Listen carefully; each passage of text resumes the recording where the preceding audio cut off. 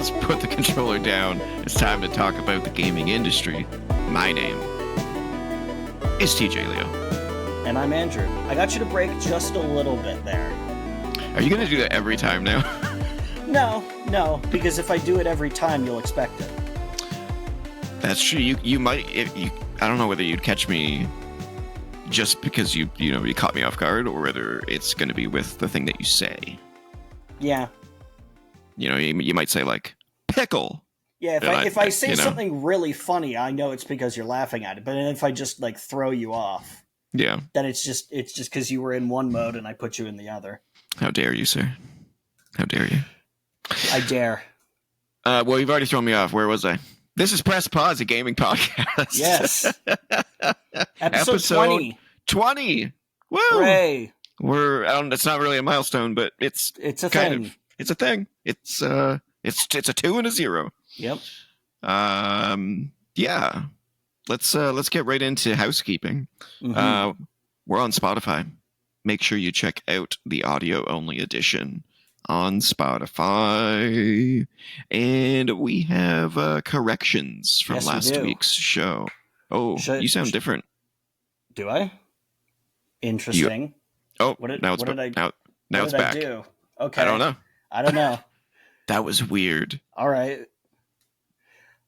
So should I start with my correction, or should you? Okay.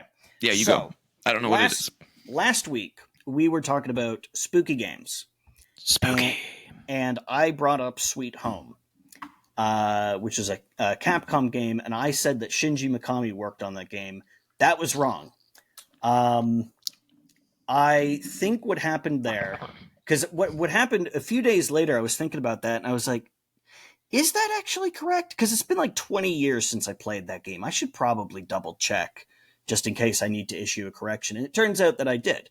I think what happened was because I knew that somebody who worked on Resident Evil also worked on Sweet Home, which is, why you can see the influence of one on the other. I think in my head, I just somehow at some point said, oh, that's Shinji Mikami, even though it's not. So the person that I should have referenced was Tokaru Fujiwara, who worked on both games, also worked on a bunch of others. He's actually had a pretty long career at Capcom. He's worked on Mega Man games. He's worked on, Ghosts and Goblins. He's worked on Final Fight. He's done a lot of stuff for Capcom. Yeah. So that's who I should have credited. So that was my mistake. Although in my defense, his name isn't actually in the credits. At least not that name. This is a game from that era when a lot of Japanese studios would credit the developers under pseudonyms instead of under their real names. And not everybody in that game is using a pseudonym, but most people are, including him. So I had to do some cross-referencing to make sure. But yeah, it's him. It's him. Interesting. That kind of reminds me of there's a I don't know if you know about this. There's a director name that directors use when they realize that what they've made is poop. Alan Smithy. Is that what it is? Alan Smithy? Yeah. So like if you see a movie credited to being directed by Alan Smithy. Yeah, it means they've said this wasn't my vision, so I'm disowning this version. Yeah. I think they're actually not allowed to do that anymore.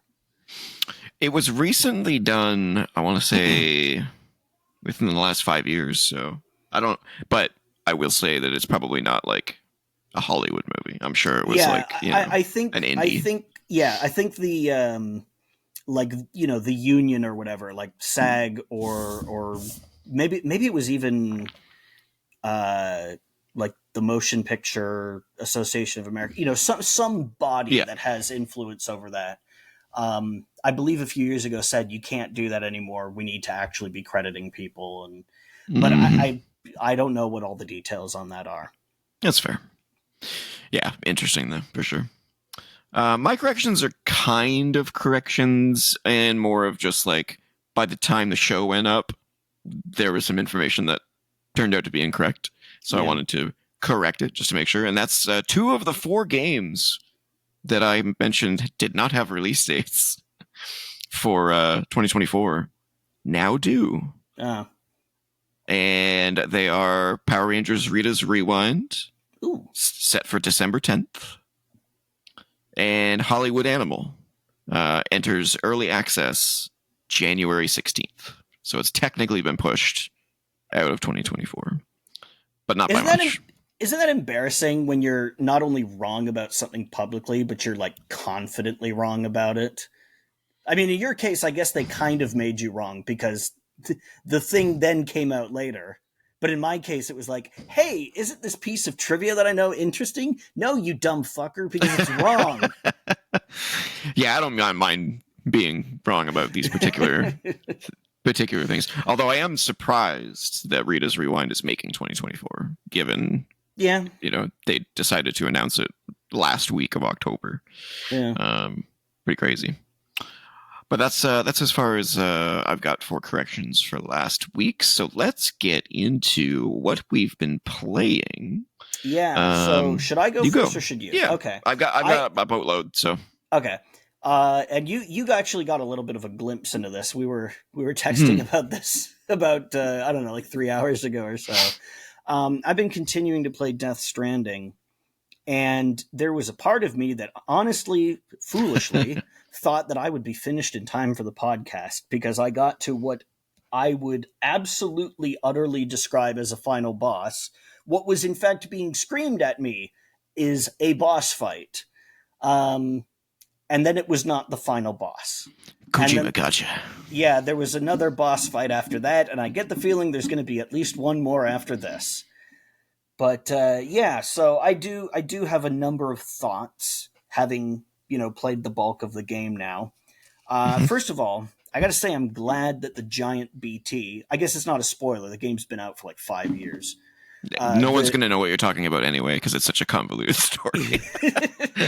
How do you spoil it? It doesn't make any sense. Yeah. What do you mean the babies are in bottles?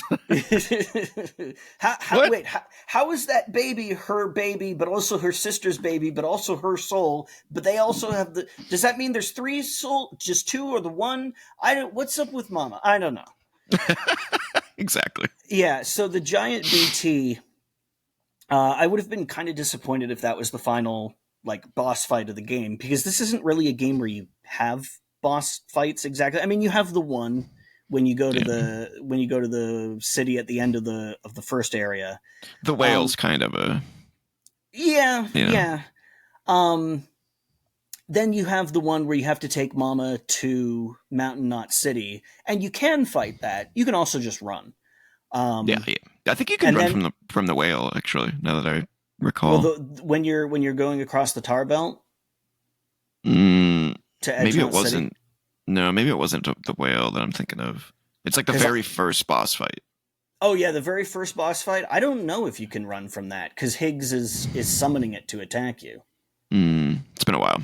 Yeah, it's been a while. I didn't even try to run away because I was like, "Fuck, how am I going to get out of here?" Whole thing's tar. Yeah. But and when you go across the tar belt, there's a whale that's attacking you. Yeah. That one you can run from. Yeah, right? well, I think you have to run from it. Yeah.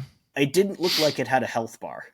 Also, it was really big. Really big. I don't think I had enough blood to bring it down. Because when you're fighting the giant BT, they're like things are coming out, like shit is coming out of the tar, like items that so there's like extra weapons and blood bags and stuff, which is really weird.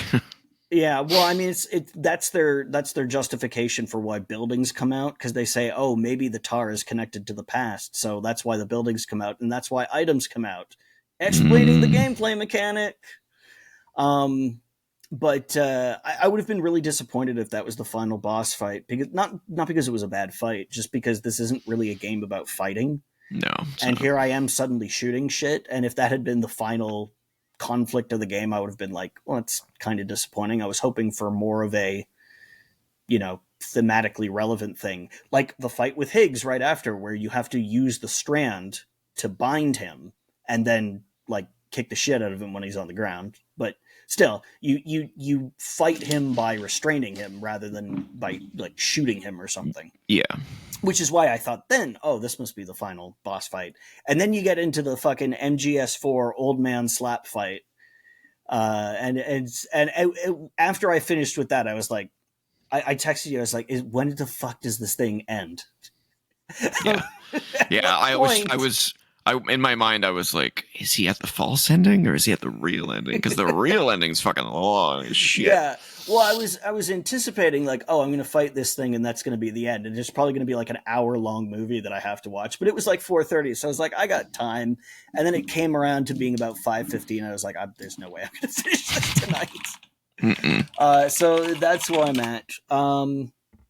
I'm a little surprised that the middle, like the central section of the game, is the only big section of it. I thought that it was going to be broken up into several big sections, but then I've also looked at the play time that I've had on it. I was like, oh, I guess it has been kind of long. The time just kind of flies by. Yeah, I want to say from memory that the actual ending is about 2 hours. Yeah, that wouldn't surprise me. Like including credits, which I'm not going to spoil anything, but the credits aren't just the credits. Yeah, I mean, like MGS5 and MGS4 are like that. They just go on and on and on and on and on. Yeah, my thought, because it seems like a lot of Kojima games, especially late Kojima games like MGS5, MGS4, Death Stranding. My theory on that isn't that he's bad at writing endings. It's that he asks for too much time to complete his games. And the publisher's like, dude, you got to finish this. So then he rushes to tie up everything together. And it ends up with a really long, exposition-heavy ending. Yeah. There's a lot that he wants to say, and a lot of it can't really be said so well through gameplay. So it could. Here's the thing. Controversial opinion. Okay. Controversial opinion. Kojima's great. Yeah. That's not the controversial part. But I do think he's not great at telling the story through gameplay, like a lot of developers are. Mm-hmm. You know, like I think we were just talking the other day about like UI being built into the game itself instead of having a HUD, like in Dead Space, and Ghost of Tsushima, stuff like that, where it's like the game doesn't even tell you these things. There's not even like an exposition thing that explains these things. They're just there, and they're just obvious because they work, and the game developers have made it in such a way that it's such an organic experience to learn it. Mm-hmm. That it all makes sense, whereas Kojima goes so deep and so convoluted that he has no choice but to have exposition. And it's like, you could explain some of these things in a better way. I just don't think he's good at it. Well, that actually brings me to another point, and I was actually skeeting about this because we're both on BlueSky, not on Twitter. Is that what they call it? Skeeting? That's not what BlueSky calls it, but that's what BlueSky users call it. Skeeting. Yeah. Why? You know why. You know why. I'm gonna call it posting. I'm just gonna call it posting. But anyway, I was making my way to the to the last part where you have to bring that chiral relay online. And I was seeing it in the distance. I was like, oh man, wow, the depth fog on this is really good. It's like a painting. I can see like how far away things are by the different levels of fog. And then I looked at it, I was like, is that a fucking crucifix made of the ruined building? Oh yeah. Did it fall in the shape of a fucking cross? What the fuck, man? Like I know we just said you need to tell us through gameplay, but I already understand that this is too late for this to happen. I get it. Should have been way earlier. Okay, I get it. Sam he has a cross to bear. He is carrying his burden. I get the Christ figure comparisons. You don't need to put the It's Kojima. It's Kojima, man. That's what he does. And then I got closer to it, and the icon popped up, and it's literally a fucking cross. I was It's like, literally oh, a cross. Jesus Christ, man! Just Come shove on. it in your face. You want to talk about like that? The obvious stuff Symbolism. from Detroit. Oh my God! Add that to the list. Oh God! There's a part in that game where you can, where you're doing the hologram vandalism in like the riot where you the fists. You can fucking put "I have a dream" as one of the slogans. Yes, I remember that. Jesus Christ, guys! Yeah, it's pretty bad. Don't need to. We get it, okay? We get it. It's a metaphor for slavery. It's fine. You don't need to do that. You don't need to literally copy what happens. Yeah, agreed. How about those zip lines though? The zip lines are fucking incredible. Love that shit. They're so good. Yeah.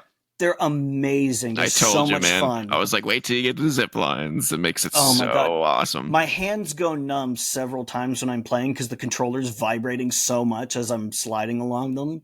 Dude, I've got a whole fucking network set up over those mountains. I can go anywhere.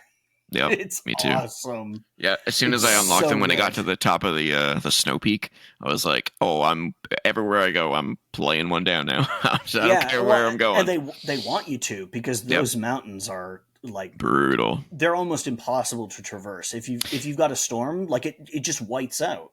Yeah, it's so hard. It's so difficult. But it also makes that particular delivery probably the best in the game, in my opinion. Yeah, like it's so epic. Like this is why I was talking about last week. I love that they make you do it the hard way the first time so that you appreciate what the reward is. Yes, 100%. When you finally get those roads built, you appreciate how easy they make things. When you finally get up the mountain and now you can put zip lines up there, you finally appreciate how much easy they make things. It's so good. Yep.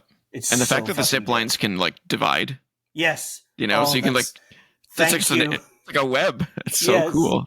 It would have been hell if they couldn't do that because you have to get off every time and switch. You have limited chiral bandwidth, so you can only build so many things in a region. Yeah, that's true. The fact that they can interconnect with one another as long as they're within range is God, that's nice. Yeah, it's so good. What a game. Yeah. I really hope that they really capitalize on the first game, but Kojima probably will do something completely different. Who knows? I never fucking know with that. Like, Hideo Kojima is the kind of guy that you always know, and yet you also somehow never know. It's true. You don't know what he's going to do, but you know he is going to go all in on it. Whatever. Like with MGS3, it was the survival thing. Like, I feel like he got into one of those Wikipedia rabbit holes and learned all about survivalism and was reading it up until 4 a.m. and then was like, I need to put this in the game because you can hunt things and you have the whole medical screen where you treat your different injuries and it's all totally unnecessary, but it's I thought it was cool, so I put it in the game. The man does not do things by half measures, and I definitely respect that. I don't always like the things he does, but I respect the gusto with which he does them. Yeah, he's a unique individual, for sure. I just wish he would stop being right about the worst things of the future. Nuclear warfare, Jesus. AI, disinformation, lack of trust in the media, fucking... people being separated and only being able to connect because of a network. Yeah, what a metaphor. Please. And that was before the pandemic. Yeah, How did he know? Dude's a genius. He's like the worst prophet of all time. He's always right, but it's about the worst shit. But it's always the negative stuff. Stop talking. Stop it. You're making it come true. Make a happy game next time, Kojima. Well, we do know that he's got 3 games in development, which is a first for him. That's crazy. Yeah. We've known about Death Stranding 2 for a while now, but he announced. They announced the other thing. He's got OD coming from Xbox, right? And he's got Fizzant coming from Sony. Oh my God! Whatever Busy they are. Guy. Well, Fizzant is supposed to be an ode to Metal Gear Solid. Sure. And then we don't know what OD is at all. Yeah, we have no idea. How the fuck does that guy find the time to do that between all the movies he watches, all the music he listens to, and all the fucking celebrities he hangs out with? And make 3 games. Yeah. How does he do it? The man is like, what, 61 years old, I think? How does he have the energy for it? Well, we'll find out, because maybe one of them isn't good. I mean, we'll find out. I find that hard to believe. We'll see. Well, you know what we do know? We don't know if they'll be good. We know they will at least be worth talking about. Yeah, definitely. They will always be interesting. I have a feeling, and I could be wrong on this, but I have a feeling that Death Stranding 2 is a little more hands off for him. Maybe he's left his team to kind of go through it. That one, I'm sure he's, I'm sure he's written up available. Yeah. But I mean, that would make sense. I mean, the foundation has been laid. Yeah. Which is also thematically relevant, because that game is about the foundation having been laid in the UCA. Yeah. And now we're bringing other people onto the chiral network. It's been a while now since we had a Death Stranding 2 trailer. I wonder what's going on with that. I think there was, I don't know if there was a new one. There was one that I hadn't seen that I saw recently, but I don't know how new it was. I think the last time we saw it was at the Game Awards. The last new thing I saw was a bunch of characters like posing for photographs, and I don't know if that was a thing that had been around before, if I just missed it or I don't remember that one. It's been a while though. But it looks interesting. He's got George Miller in it, the fucking director of Mad Max. I'm sure there will be far more than that as far as cameos go. I'm sure Jay Leno will just make an appearance. Oh God! You never know. He'll get every late night talk show host who's ever existed at some point. Hey, Mike Bullard, what are you doing here?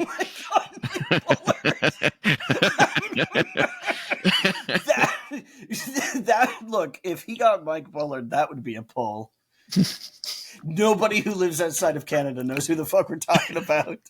I used to watch him all the time. I liked Mike Bullard, yeah. He had the driest sense of humor. Yeah. It was so good. All right. Anything else to talk about Death Stranding?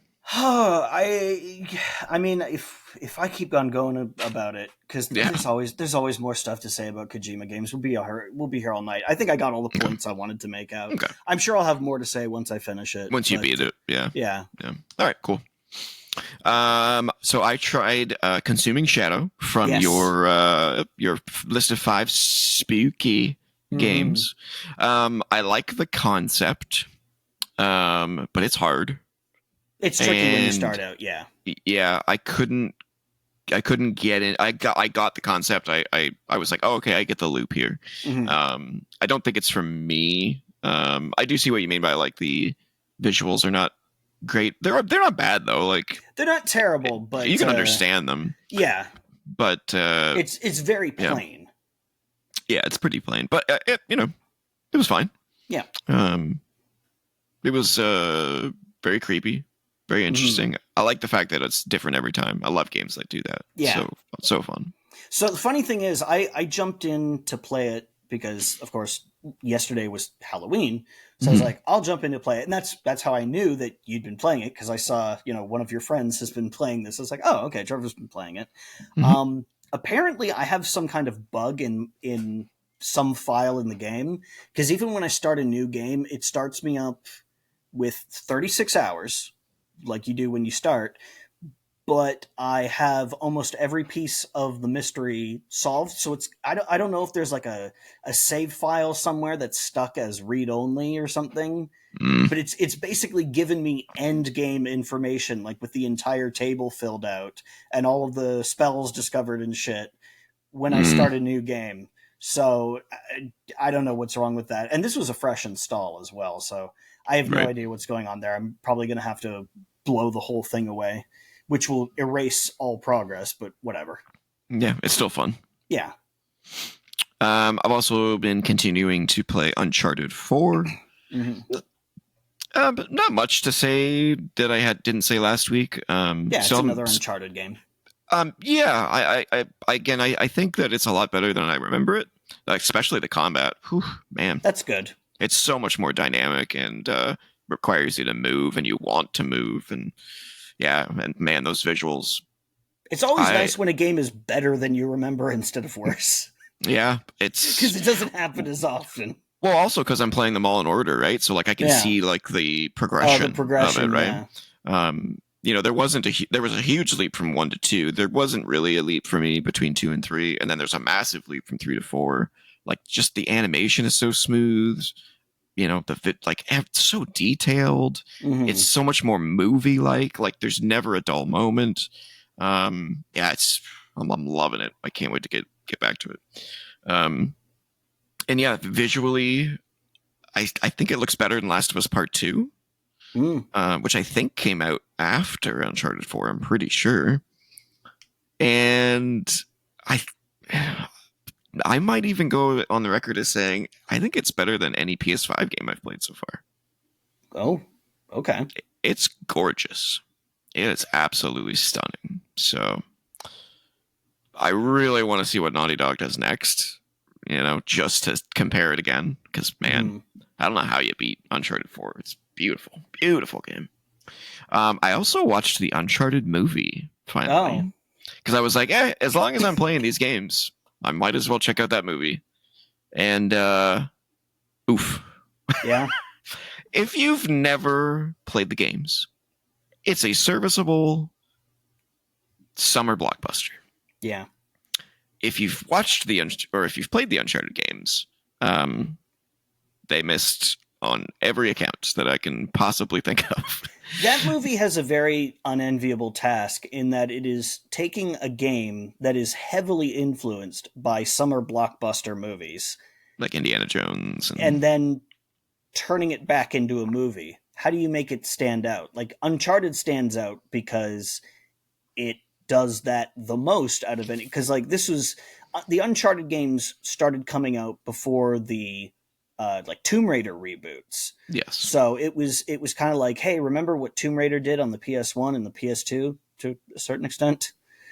We don't talk about Angel of Darkness. But and here's the Uncharted franchise to do that for the PS3. And it was like, oh, cool. It's like an Indiana Jones kind of actiony thing. Mhm. And that's what made it stand out. But then when you turn that into a movie, it's like, okay, so it's just like any like treasure hunt movie. Well, it is and it isn't. So, there is a through line through all the movies, which is nice. It's not like Indiana Jones where they all kind of feel like, A standalone thing. yeah, a standalone thing. I mean, there is the fact that there's Nazis in the first one and Nazis in the second one. I don't think there's Nazis in Temple of Doom. No. Is there? Well, I mean, they exist No. at the time, but I Yeah. don't think they're in the movie. I don't think they're in the movie, yeah. But like there's a through line of characters, there's a through line of beats, and 4 wraps things up in such a beautiful way. I definitely think that 4 took them. I don't want to say to the next level because there's clearly Last of Us is what took them to the next level, clearly. But like Uncharted 4 takes what was great about Uncharted and what was great about Last of Us, which is the character development and the emotion, and mixed it all together and went, here you go. And it came out perfection. Uncharted 4 is not on PC, is it? I don't think so. Wow. Yeah, that sucks. Maybe that'll be one of the things they work on porting after they've remade The Last of Us and Horizon Zero Dawn another 5 times. Yeah. Yeah, I can't believe that the Uncharted games are not on PC. Huh. But yeah, Uncharted the movie is so there's a lot of like over the top set pieces and stuff like that in the Uncharted games. Of course. Some of which are believable and some of which are just like yeah, right, like that would ever happen. Yeah, but kind of like Indiana Jones. But that's what makes it fun. But the problem is that the Uncharted movie does pretty much all of that in the latter. The whole, like every set piece in the movie is like, yeah, he'd be dead. Now, are they pulled straight from the game or are they original ones? One of them is pulled from the game. Okay, I'm sure you know the plane scene. Yeah. Yeah, where he falls out of the plane and hangs on like that. They've changed it but it's in there. The rest of them were all made for the movie. Okay, because I remember they did that in, I think it was the second Resident Evil movie, where they took a thing from Code Veronica, where the helicopter's shooting at her, and she's in the building, and it's like Code Veronica is the only game I didn't play in that series. Oh, really? Well, there's a thing at the beginning where Claire Redfield is running from a helicopter shooting at her, and they did that in the second Resident Evil movie. And I remember as soon as I saw that helicopter from that, like out from one of those windows, I was like, oh, okay, I see what they're doing. They're doing the Code Veronica thing. Yeah. Yeah. Which, I mean, is fine, yeah, I didn't have any problem with it in the Uncharted movie. It just didn't do it as good as the game, and the casting is completely wrong. Like, it's awful casting. Correct me if I'm wrong, isn't that like a young Nathan Drake? It's not. It's basically. It's a younger Nathan Drake, but it's not like kid. It's not like kid Nathan. Like, I think he's like 25 or something in the movie. And yes, Tom Holland, I think, is like what? How old is Tom Holland? I think Tom Holland is like 25 now. He's 28. Older, he's 28. Okay. Yeah, he's older than he looks. Yeah, but he does look like a teenager. And that's the problem. He's not right for that. Like, he is ripped, no doubt. Mm-hmm. Sure, but that's not what Nathan Drake. That's not what makes Nathan Drake Nathan Drake. Mm-hmm. And then Sully being played by Mark Wahlberg was completely stupid. Sully's supposed to be this older. Like yeah, he's supposed to. I find him really, really annoying. I liked him in what was it called? Blackwater Horizon, I think the movie was called. The one if you haven't seen it, I think that's what it's called. Let me look it up real quick, because I recommend that movie hardcore. He always feels like really fake in the movies. Deepwater Horizon. And ironically, the only movie where he didn't feel like the fakest person in the cast was fucking what was that dog shit Peter Jackson movie? The Lovely Bones. Oh wow, yeah, it's a deep cut. Yeah. Dude, I don't want to get dark. Yeah. But that was the only time I've ever considered suicide. Oh, jeez. Well, look, because the movie was so bad, or because of themes in the movie? No, because the movie was so. Look, let me clarify. Okay, let me clarify. I was in a situation where I couldn't get out of watching it. Oh God. I won't go into details, but anyway, I was. My brain was on fire. Like, how can I get out of this? How can I get out of this? How can I get out of this? And one of the things that my brain just automatically said was, I could kill myself. And then my next thought was, no, don't do that. That would be terrible. I don't want this to be the last thing I ever did. You turn and look at whoever you're watching with and go, can I go home? No. Okay. So it was only an automatic response to the question, how can I get out of this? That's bad. But good Lord. The fact that my brain even went there should tell you how much I fucking hate that movie. Yeah, that movie must suck. Dude, I used to work at a video store, and I'd occasionally deal with somebody who liked that movie, and I had to don't make me kill myself. I had to try so hard not to shit on them then and there for it. Like, I remember somebody saying, "Oh, I saw The Lovely Bones." I was like, "Yeah, I saw it," and they're like, "Oh, it was so good." I was like, "Bite your tongue, bite your tongue, bite your tongue." Yeah, it was a movie. Yeah, it existed. It was definitely something, wasn't it? Yep. This is a paying customer. Do not insult their taste in movies. Yeah, exactly. Yeah, it's tough, right? Yeah. Yeah. Oh, yeah. Mark Wahlberg in Deepwater Horizon. Definitely recommend that movie. That's the movie about the BP oil rig disaster. Oh yeah. Highly recommend that movie. It's really good.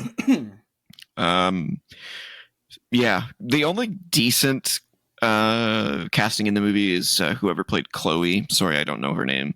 But she did pretty well, but they also made Chloe kind of an idiot, which she's not an idiot in the movie or in the game. So yeah, I don't know. If you've never played Uncharted or seen Uncharted, the games, you'll get some enjoyment out of it. But if you've played the games, avoid at all costs. What else have I been playing? I've been playing Monster Train again. Have you played Monster Train? Excuse me for a second. No. There we go. No. Okay, I think I'm done.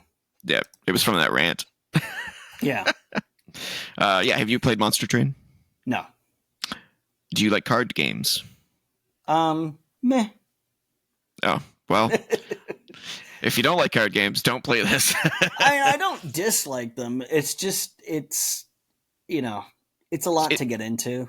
A card game feels like a commitment. It feels like playing an MMO. You can't do it casually. So it's an offline one. Uh-huh. It's not a multiplayer one. It's a single player roguelike deck building card game where you have, I think it's 8 to 10 rounds. It's either 8 or 10 rounds. I can't remember. Man, it's so good. You have 3 decks on your train that you're trying to defend against angels that are coming on board. You're trying to get to hell, basically, and hell's been taken over by angels, and you're trying to take it back. It's a little. I mean, it's a card game, so who cares about the story?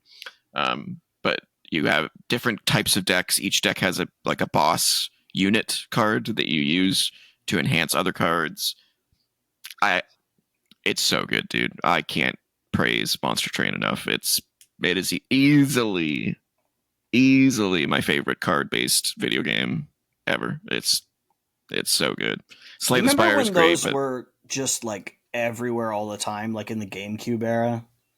Like there were so many card video games, like Bat and Kaitos, and Lost Kingdom is only slightly card-based. It's like you use cards as spells, but yeah, it was just a thing. There was Kingdom Hearts Chain of Memories.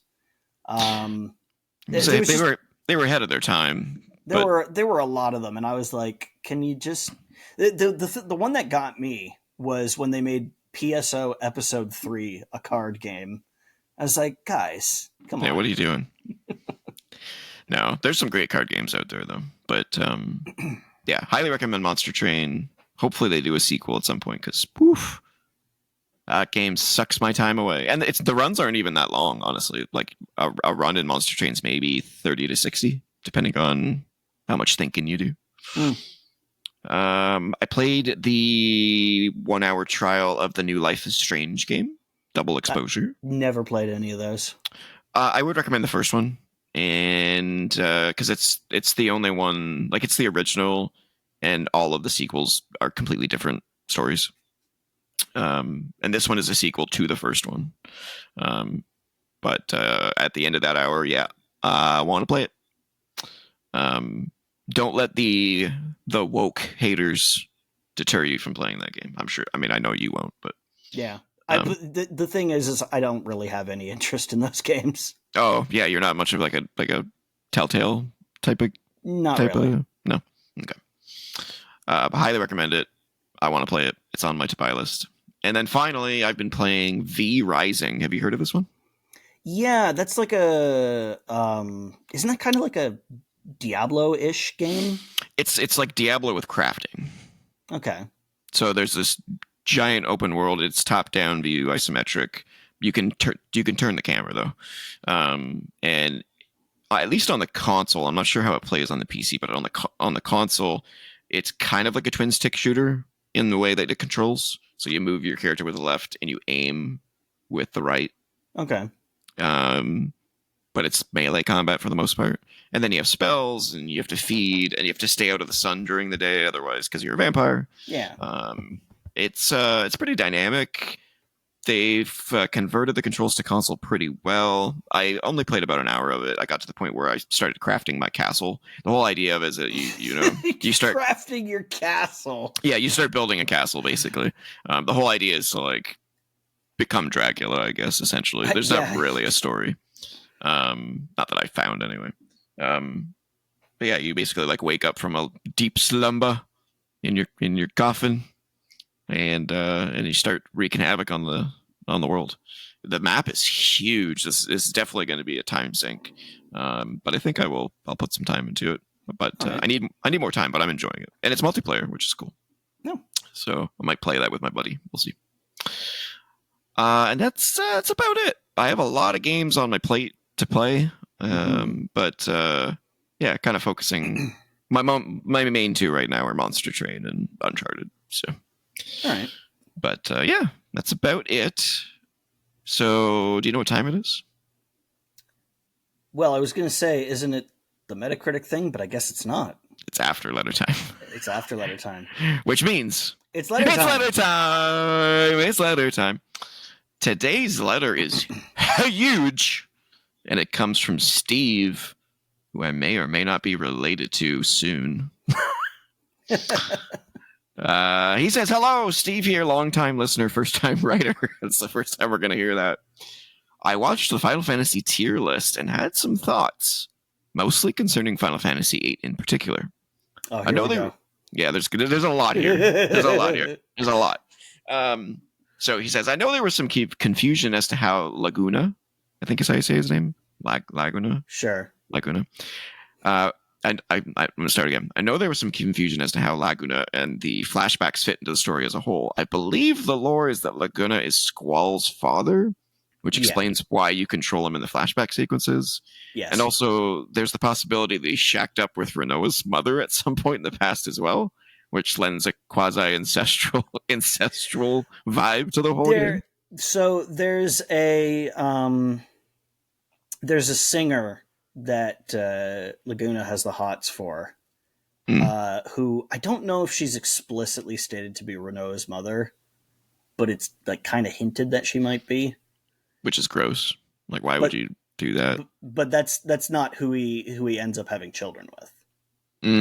They go on like one date, and then I think he gets like swept up in the war and doesn't see her again for like a long time or ever.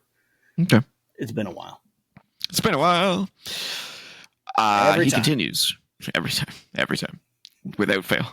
Mm-hmm. He continues. I also wanted to point out the irony of Andrew calling Zell a wiener, considering his affinity for hot dogs. Yeah, that was deliberate. There you go. Final Fantasy VIII is likely my least favorite Final Fantasy, in part due to the combat system, which similarly to Final Fantasy II, the monsters grow stronger as you do, which makes grinding for levels borderline detrimental to your progress through the game. Mm-hmm. As a side note, another Squeenix game, The Last Remnant, also employs a system where the enemies get stronger as you do, but the battles are more fun and tactical. Definitely give it a play if you haven't yet. I haven't, so maybe I should. Yeah, I remember that was during the era where they did like Lost Odyssey. Well, they didn't do Lost Odyssey. Hironobu Sakaguchi went off and started his own company and did the Lost Odyssey. Oh yeah, and wait, wasn't that BlueSky? Or not BlueSky, Blue Dragon. That was another game they did. Holy shit. Yeah. That was the era of weird RPG stuff going on. Yeah, because turn-based RPGs were kind of largely dead in that era, and they were trying to keep it alive. They're back now. I like Persona really kind of brought them back once Persona 3 got really, really popular, and then people were like, oh yeah, people still do like turn-based RPGs. So, yeah, they just have to be good. Yeah, they've now come back. Yeah. He continues. I also always thought since I first played it that Headmaster Sid always sort of looked like Robin Williams. Robin Williams, yep. Specifically from Flubber. Yep. Kind of chubby sweater vest, shaggy hair, glasses. I don't know. Maybe it's just me. No. Literally everyone says that because he does.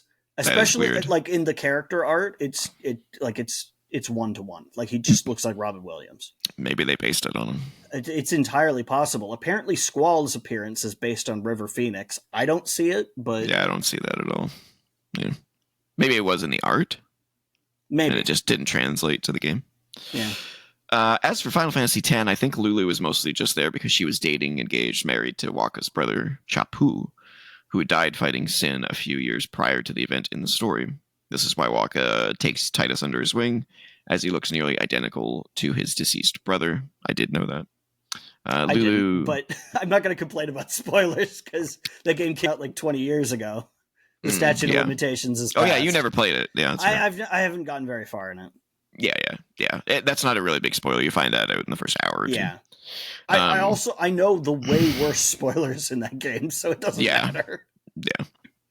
Lulu might also just be keeping an eye on Wakka, making sure he doesn't go off the deep end on a racist rant. Yeah, that's another. Well, she does say, "Fucking don't don't mention that Yuna is half Elbed. Just don't do it. Just forget about it. Don't It's mention pretty funny. it. Don't talk to it. Don't talk to Waka about it. Don't bring it up. You don't want to see that. That's pretty funny. He says you he don't also want to trigger a race war. No, not between Waka and her guardian and what do they call the summoner? Yeah. He also says he loves the SBF supercut of Waka's final solution. I don't know what that is, though. I know what that is. Okay. that's also what I'm talking about. Okay. It says, lastly, if you ever... This is Amy's fiance, right? Yes. He sounds like a cool guy. Yeah, he's chill. He listens to every episode. Cool. When he's at work, he uses the audio version. Yeah.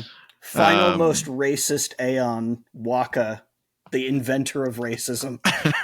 He'll know what I'm talking about. All right. Lastly, if you ever do a Final Fantasy side game tier list, be sure to include Vagrant Story for the PS1. As while not being a Final Fantasy game, it does take place in Ivalice, the same as Final Fantasy 12 and all the tactics games. So I'm starting to wonder if this guy's been watching me through my window, because I actually played that game like a week and a half ago. You have a tall window. I don't know how you'd... he's not Spider-Man. Or maybe he is. Well, maybe. If you haven't played it, it's basically Parasite Eve, but in medieval times. Definitely a top PS1 RPG to add to a must-play list. Yeah, also one of the best-looking games on the PS1. Holy shit, they went hard on that game. I could go on, but this would turn into a thesis statement, so I'll end with this. Play Final Fantasy XI. There's a free private server called Horizon, which only goes up to the first 4 expansions in level 75, which is what is considered the peak of that MMO by most. Even if all you do is grind up to level 20 in Valkyrum? Yeah, the regions in that game have like weird names. Yeah. Valkyrum Dunes. It'll give you a good handle on the gameplay without sinking hundreds of hours. Yeah, lots of apostrophes in those names. Yeah. Easy. And that's it. He says cheers. Yeah, I do plan on doing exactly that for Final Fantasy XI at some point, but that's a pretty nebulous point in time. Yeah, I wonder how many people play that game still. Well, it's still running, so presumably enough that it's worth their while. They don't update it anymore. It's in maintenance mode, but people still play it. Mode, yeah. Just like Heroes of the Storm. Mm-hmm. Yeah. That makes me sad. Thank you for writing in. Yeah, Steve, write in as often as you want to, sir. We could have Steve's Corner, every week. Where he and I just agree on everything, apparently. Yeah, apparently. Yeah. That'd be a really easy segment to do. Steve is a mix of me and my dad. I feel like it's very odd. That must be fun. Yeah, he's a good guy. He's so laid back, though. Yeah. He just chills. Yeah, he's a good guy. All right, let's get on to our next segment, which is brand new. Andrew spoiled it a little bit earlier. Yeah. But we're going to call it Metacritic. Oh, I screwed up the intro already. Metacritic check-in. I'm the one who spoiled it. Yep. I screwed it up twice. Metacritic check-in. So I thought that we could check Metacritic each week for the new releases to see how games are doing. Yeah, because we can't afford all of them. Yeah, if I could afford to play every single game every single week, I definitely would. But I can't do that. 20 questions. Yeah, there'd be no time. I wouldn't even have time to do the podcast. I'd be playing all these games. Jeez. Well, it would basically become a real-time podcast where you're playing the game while we're talking about it. Yeah, it's a lot. So let's take a look at the last several games here. The first is, and you're going to have to correct me if I'm mistaken on my pronunciation of this game. Ys? YS? Oh, yeah. No, you got it. Ys. Yes. Ys. Yeah. Ys 10 Nordics. Apparently it's very good. Generally favorable score on Metacritic with an 80. Also, calling that Ys 10, I'm pretty sure there's like 50 fucking games in that franchise. There's like a whole bunch of spin-offs and stuff. Yeah, I assume this is 10 in the in the mainline series. Yeah, But I don't those know. those games have been going on for fucking almost as long as the Final Fantasy games have, I think. It's amazing to me that games like this persist so Hmm. long, but then there's other games that just fail, and it's like, but they're so good. But why did you know what I mean? It's like 90% of people you talk to have never even heard of Ys, Yeah, but the yet it's people who still, like it, they buy every single one.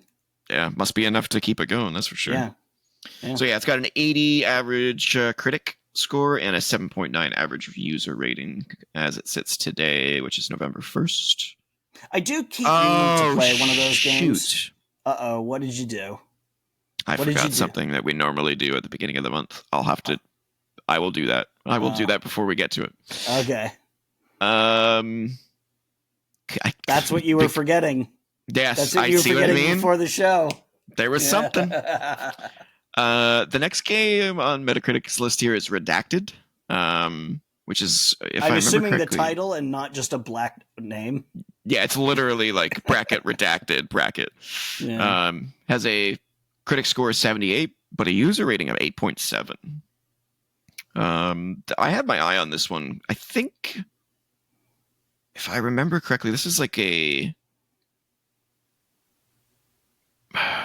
like a twin stick shooter roguelike, if I remember correctly. I could be wrong.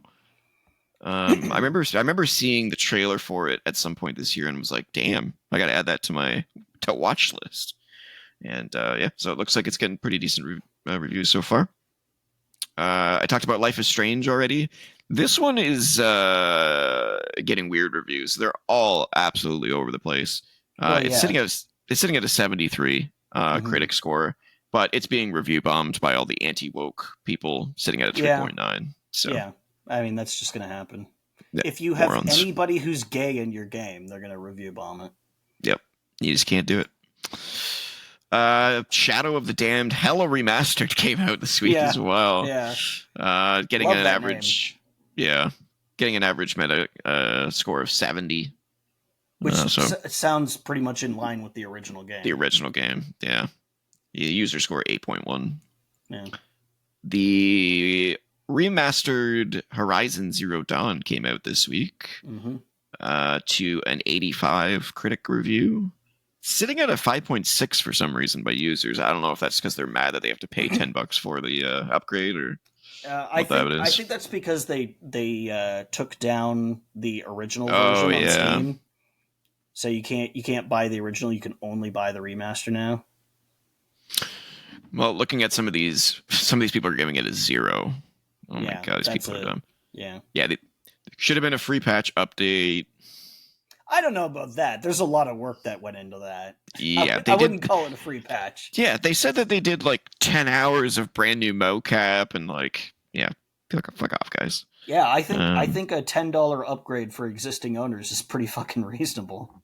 Yeah, it's super reasonable. I picked it up, by the way. Yeah. I plan on playing it, soon. Didn't with Control, didn't they force you to buy, because they released it on PS4 and they're like, hey, PS5 patch. No, it's a separate release. You got to pay full price for it.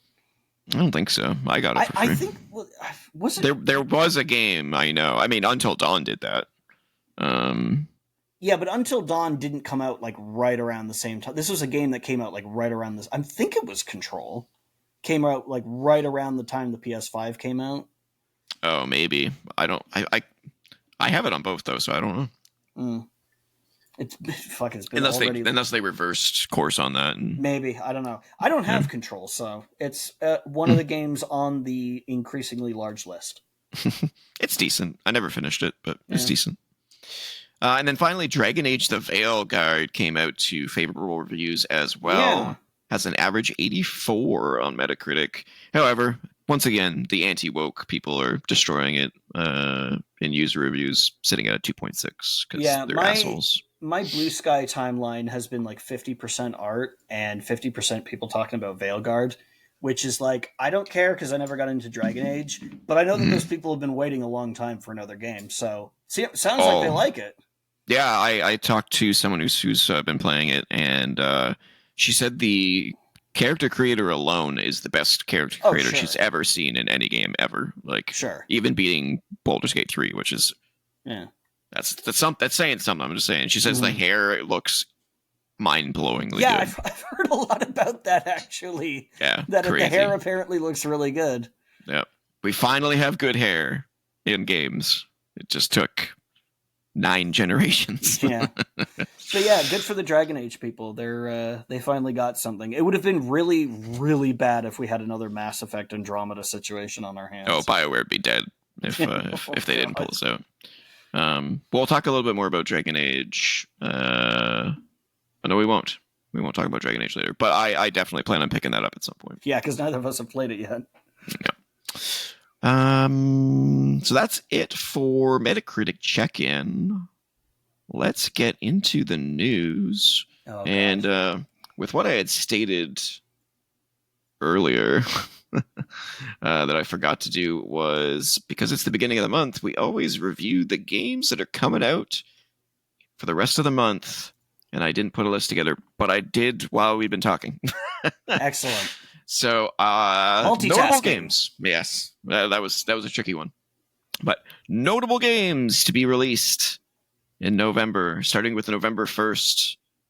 I don't even know what this is. I don't know if it's a remake or a sequel. Arrow the Acrobat, Rascal Rival Revenge. Wow, what about the timing on that one? Yeah, that's what I was saying. Coming to Switch, PS4, PS5, Xbox One, and Xbox Series.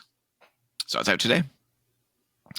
Next up, we've got Metal Slug Tactics coming out on November 5th for PC, Switch, PS4, PS5, Xbox One, and Xbox Series. I'm not going to say specific. Just say everything. I'm just going to say PlayStation and PS and Xbox moving forward, unless it's only available on like old consoles. Yeah. I've never played the Metal Slug games, but they're really popular. They're good. It's kind of like Contra, yeah. But if the animators went absolutely fucking insane. Yeah. I've seen, trailers and stuff for these games all over the place. They're good. You can get them on the Switch. They've got archives versions of them. They're pretty good. Yep. This one's the Tactics game, so this is like I haven't Tactics played Ogre. This. I don't know what it's like, but yeah, like you said, it's probably like Tactics Ogre. Comes out on the 5th. On the 6th comes 2 games. Planet Coaster 2 for PC, PlayStation, and Xbox. Planet Coaster was pretty good. I still don't think anything's beaten Roller Coaster Tycoon personally, but yeah. And Teenage Mutant Ninja Turtles Splintered Fate comes to PC. That's the roguelite Turtles game, which looks pretty good. What else we got here? We have a lot coming out on November 7th. Buckle up your butt, because there's a lot on the 7th for some reason. Empire of the Ants comes to Windows, PlayStation, and Xbox. This is the Unreal Engine 5 game where you run an ant colony in third person. So it's like Sim Ant, but modern? No, it's like... Or is it like Pikmin? Yeah, it's like Pikmin mixed with like real-time strategy game where you're like building stuff and commanding your troops and all that stuff. It looks really cool. I'm waiting for a review on that one. It looks gorgeous. For those that care, Goat Simulator Remastered comes to Windows, PlayStation, and Xbox. How do you remaster that? I don't know. I think they made a huge joke about it when the trailer came out, as they always do. What else we got? What do you think the odds are that it's just the exact same executable that they put out like a decade ago? Wouldn't surprise me. That's from Coffee Stain Publishing, which is... They're interesting folks. They're owned by Embracer. Pretty sure. But half the industry is. Yeah, unfortunately. Mario and Luigi Brothership comes to Switch on the 7th as well. Looking forward to that one. I've never played a Mario and Luigi game, so I want to play this one. I played one of them like a million years ago. It was it's basically Paper Mario. Yeah, I was gonna say it's like a Paper Mario, Super Mario RPG hybrid of some sort. Yeah, it doesn't have the art style of Paper Mario, but it's like gameplay wise, it's basically the same. The art style of Brothership looks dope though. Looks really cool. They look nice. I just I don't think Brothership looks like the previous ones though. Have you seen the trailer for Brothership? I think I saw it once. It's got like a crisp comic almost style to it. It's very interesting. Well, very animated. The the character art for that does look like it. Probably looks more like the illustrations than the than the GBA games Yeah, did. for sure. So there's a whole bunch of other games coming out on the 7th, but nothing that's notable that I can find. Coming out on the 8th is Slitterhead for Windows, PlayStation, and Xbox. That's the guy who made Silent Hill, I think. It's the weird one where you're like a mind worm jumping from body to body. oh, okay. It's a weird looking game. On the 12th, we've got it's like 2 games of note, maybe 3. Rise of the Golden Idol comes to Windows, Mac, Switch, PlayStation, Xbox, iOS, and Android. Jesus. That's Actually the sequel. everything. Yeah, actually everything. That's the sequel to the. I can't remember what the first game's called, but it's something of the Golden Idol. But it's like a mystery. You basically have like a still image of like a crime scene that happened, and you have but some of it's like frozen in time, and you have to like figure out what happened and put the puzzle pieces together and figure out who the murderer is. All right. It's interesting. Well, that explains why it's on mobile, because it's probably really well suited to a touchscreen. Yeah, it definitely is, for sure. Yeah, I think I played Rise of the first Golden Idol game on Xbox. Curse of the Golden Idol? It could be. Or is that just like the name of like 50 movies from the 1940s? Let's see. Curse of the Golden Idol. I bet you it is. Case of the Golden Idol. Because it sounds like one of those things like Treasure of the Sierra Madre. Yeah. Like it's got basically all those movies that George Lucas and Steven Spielberg nerded out over when they made Indiana Jones. Yeah.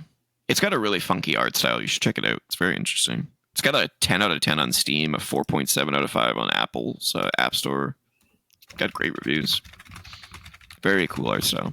Yeah, let me take a look at this. I played it for like the first 3 cases in that game. I don't know how many there are in the game, but the first 3. Yeah. The first one is mostly simple, and then like each one gets progressively way more complicated to the point where and it's like a still screen, right? But like the one that I got to was 2 separate screens, so you had to like move from one to the other, and like things would link up, and you have to put it gets real complicated. Okay, but very, very cool concept. Interesting that got a sequel.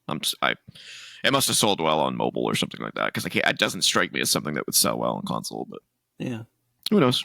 Oh, good for them. Yeah, for sure. Songs of Conquest comes out on PS5 and Xbox. That's a turn-based strategy game. I don't know what rings the bell for me on it, but it's another game from Coffee Stain. Is it out on PC already, maybe? I don't know. Something rang the bell on that one, so something of note. And finally, on the 12th, Tetris Forever comes to Windows, Switch, PlayStation, and Xbox. That's the Tetris collection of games that were all made by the Tetris company. It doesn't include the ones that were created by other companies, though. So you will not get the NES version of Tetris, and you will not get the Game Boy version of Tetris, because those were made by Nintendo. That's a shame, because the NES version of Tetris is really, really good. That was the one that recently had the first player to beat it, right? Yeah. But that's from Digital Eclipse, so I'm sure that collection's absolutely fantastic. Yeah. There is one game in there I really want to play. It's Tetris plus Bombless. Oh yeah, Bombless. Yeah. Yeah, that looks really sick. So I'd like to play that at some point. Mm-hmm. Let's see. The 14th's got a lot of stuff, including Dragon Age 3 HD 2D Remake for Windows, Switch, and PlayStation and Xbox. Lego Horizon Adventures comes to Windows, Switch, and PlayStation. This one rings a bell. I don't know what it is specifically, but Mind Cop comes to Windows, Switch, and PlayStation. That's from Dear Villagers, and they usually make good stuff. But I don't remember specifically what it is. What else we got?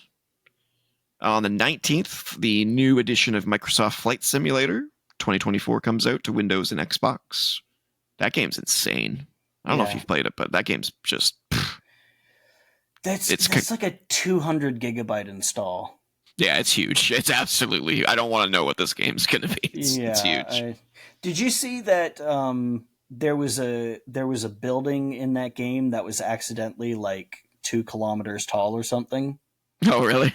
Because the way it works is it pulls off of like publicly available. Satellite imagery and stuff like Yeah. that, right? So, but not only that, but also publicly available information about elevation and stuff. And Mm. there was a typo somewhere in that Oh information no! where the height of the building was, instead of like, however tall it was, they added like an extra zero to it, and so it Instead of became in feet, it was in meters. or something. Yeah, something like that. Oh shit! It was like this massive tower sticking out of the otherwise ordinary looking landscape.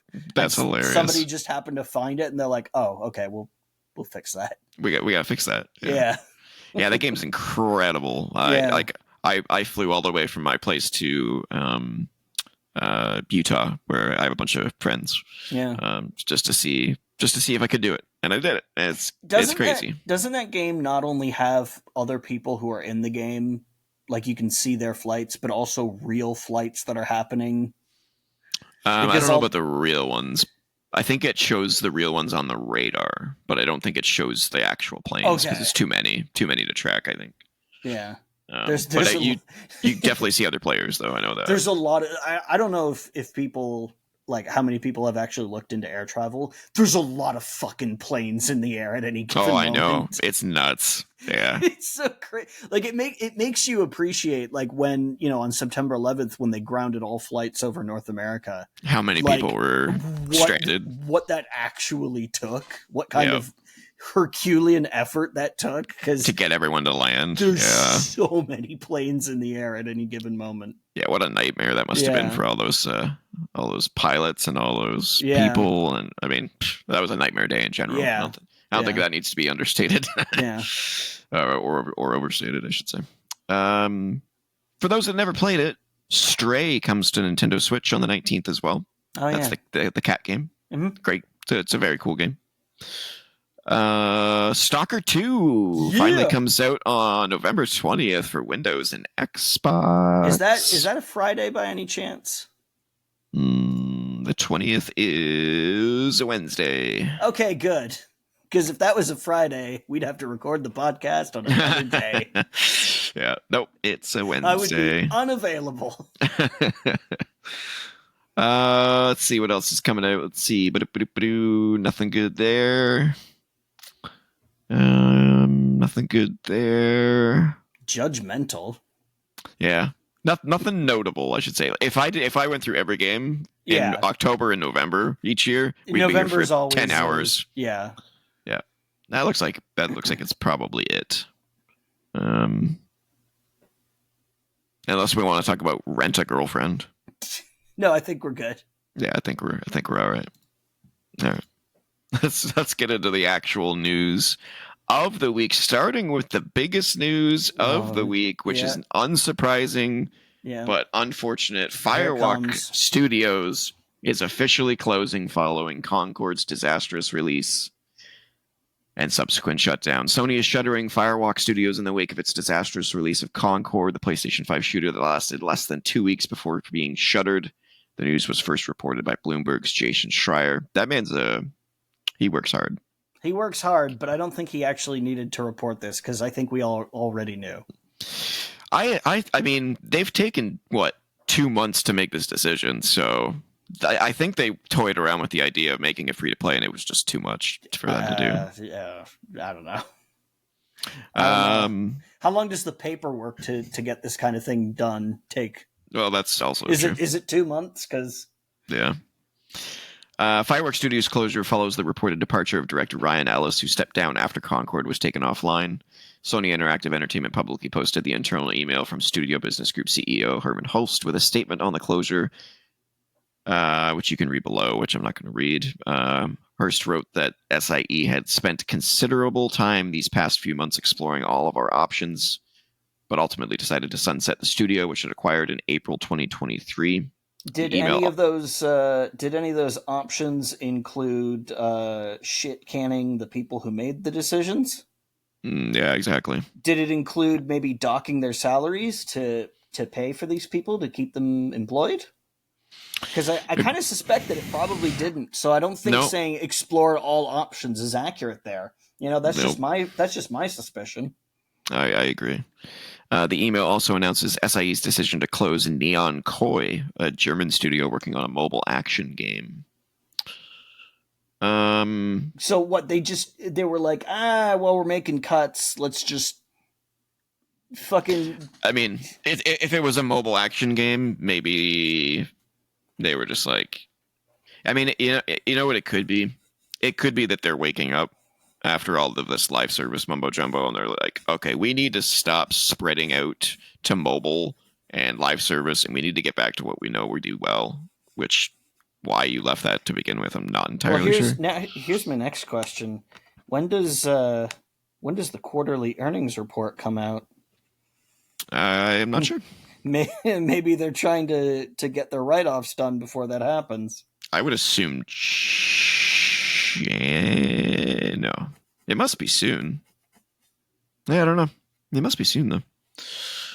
Let's see. Anything else that needs to be posted here?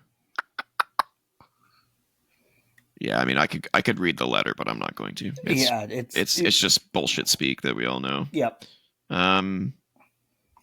Okay, this part I might read. A post on LinkedIn from Firewalk Studios said that the studio began with the idea of bringing the joy of multiplayer to a larger audience. I don't know what the fuck that means. Yeah. Do we? I think Fortnite has already done that, and you know, that's such a bullshit statement. That's completely nonsensical. Yeah. Multiplayer. The whole point of multiplayer is that it's a large audience. That's what makes it multiplayer. Yeah. It notes that it began as a new startup in 2018, built a customized first-person shooter engine. We would like to bring the concept of wetness to water. Oh, God. The post goes on. We took some risks along the way, marrying aspects of card battlers and fighting games with first-person shooters. And although some of these and other aspects of the IP didn't land as we hoped, the idea of putting new things into the world is critical to pushing the medium forward. The talent at Firewalk and the level of individual craft is truly world-class, and teams within Sony Interactive Entertainment and across the industry will be fortunate to work with them. Please reach out to recruiting at PlayStation for inquiries, and thank you for all of the very many teams, partners, and fans who supported us along the way. They were so talented that we shut them down and let them all go. Yeah, it doesn't say anything about keeping them or like moving anybody to. I don't think they did. I think they just closed them. I think they just, swept them out the door and said, so long, good luck. I would not be shocked whatsoever if that. Actually, you know what? No, I would be shocked. Never mind. I was going to say I wouldn't be shocked to see like a group of them reform under a new name. But given the fact that the group failed miserably and there was that like toxic positivity, and but again, like they're not. I don't think this was their fault. Like, I think there were probably enough talented people there to say this was a terrible idea. Like, but maybe, I mean, it starts with leadership, though. Yeah, you know what I mean. If you get a bunch of those same people but under different leadership, yeah, that could work. Yeah, that could work. It's about finding that person, though, for sure. Yeah.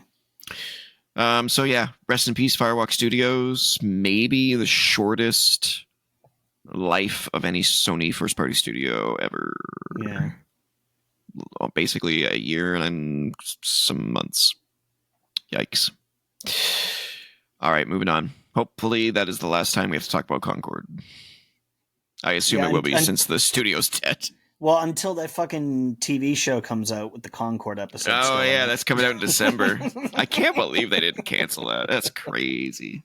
What an embarrassing day that's going to be for them. Can you imagine if that becomes like the most well-reviewed episode of the show? And then suddenly people want to play. Like, remember what Cyberpunk Edge Runners did for Cyberpunk? For Cyberpunk, yeah. Yeah, it basically rehabilitated the game's image. Yeah. Well, it might also just completely, make Sony the laughingstock again. So we'll see.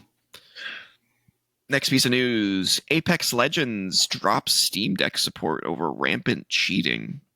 Yeah. EA and Respawn are making a change to Apex Legends that will no longer allow players to access the game via Linux OS, including Steam Deck. The developers announced the shift away from Linux support in a post on its website. Although it's a move that will no doubt surprise those affected, EA says dropping support for the OS option. For the OS option? Just say dropping support for the OS is part of the company's wider initiative to maintain competitive integrity and fight off cheaters. So I have a question. Is there a native Linux version, or is it going through their compatibility layer? No idea. Okay, because the thing is, Well, if they're saying they drop support for it, then I assume that they have their own Linux version. well, not necessarily. They might have like devalidated it or something, because that's been an ongoing concern with the Steam Deck that Valve has kind of maybe struggled a little bit to address, is that A little bit, yeah. because Steam OS is Linux, Yes. and most of these games are Windows games running under emulation. You know, they've got this compatibility layer called Proton that runs Windows applications, but because of the way it works, and this is getting way deep into how the programming works, which I'm not a programmer, but apparently it exposes some things that can be used for cheating, and so that's been an issue where people are like, we can't make this thing run on Proton without opening up the potential for cheating, or if we let people do this, they'll have access to a thing that lets them cheat. So I understand that, and it feels like Valve kind of needs to come up with a solution for that. Yes, they definitely do. This isn't the first game this has happened to. No. And I wonder if you install Windows on your Steam Deck, which you can do, can you install that version of Apex and play it? I assume so. Yeah, can't think of any reason why you wouldn't be able to. Everything okay there? I think someone's setting off fireworks. Oh. Is there a holiday today? No. No, it's just the 1st of November. Weird. It's not even Guy Fawkes Day. Unless they wanted to do it yesterday for Halloween, but because of how stormy and windy it was, they couldn't. So they're doing it today, maybe? I don't know. Maybe. Can't let those fireworks go to waste. Yeah. Anyway, yeah, the article continues. They said, in our efforts to combat cheating in Apex, we've identified Linux OS as being a path for a variety of impactful exploits and cheats. As a result, we've decided to block Linux OS access to the game.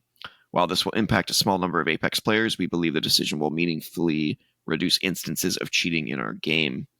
EA calls Linux an attractive OS for those looking to cheat for a variety of reasons. The thought process behind the decision involved weighing the number of legitimate Linux players against the impact the growing number of cheaters has had on the average Apex Legends fan. While it's currently unclear how many players utilize Linux when playing Apex Legends, EA and Respawn say it's a trade-off they are willing to make. I can't imagine there's a tremendous amount of people seriously playing it on the Steam Deck. I imagine most of those hardcore players are probably mouse and keyboard people, so they'll be playing on their desktops. Yeah, and then there's a lot of Xbox and PlayStation fans too.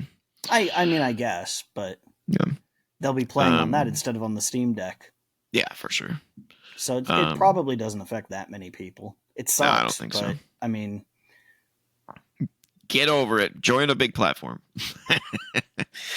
It says the reason the team says it'll be ending support for Steam Deck, which uses Linux by default, is that there is currently no reliable way for us to differentiate a legitimate Steam Deck from a malicious cheat claiming to be a Steam Deck via Linux. However, if handheld users manage to install and use Windows on Steam Deck instead, they will be able to continue playing on the device. There's an answer to your question. There you go.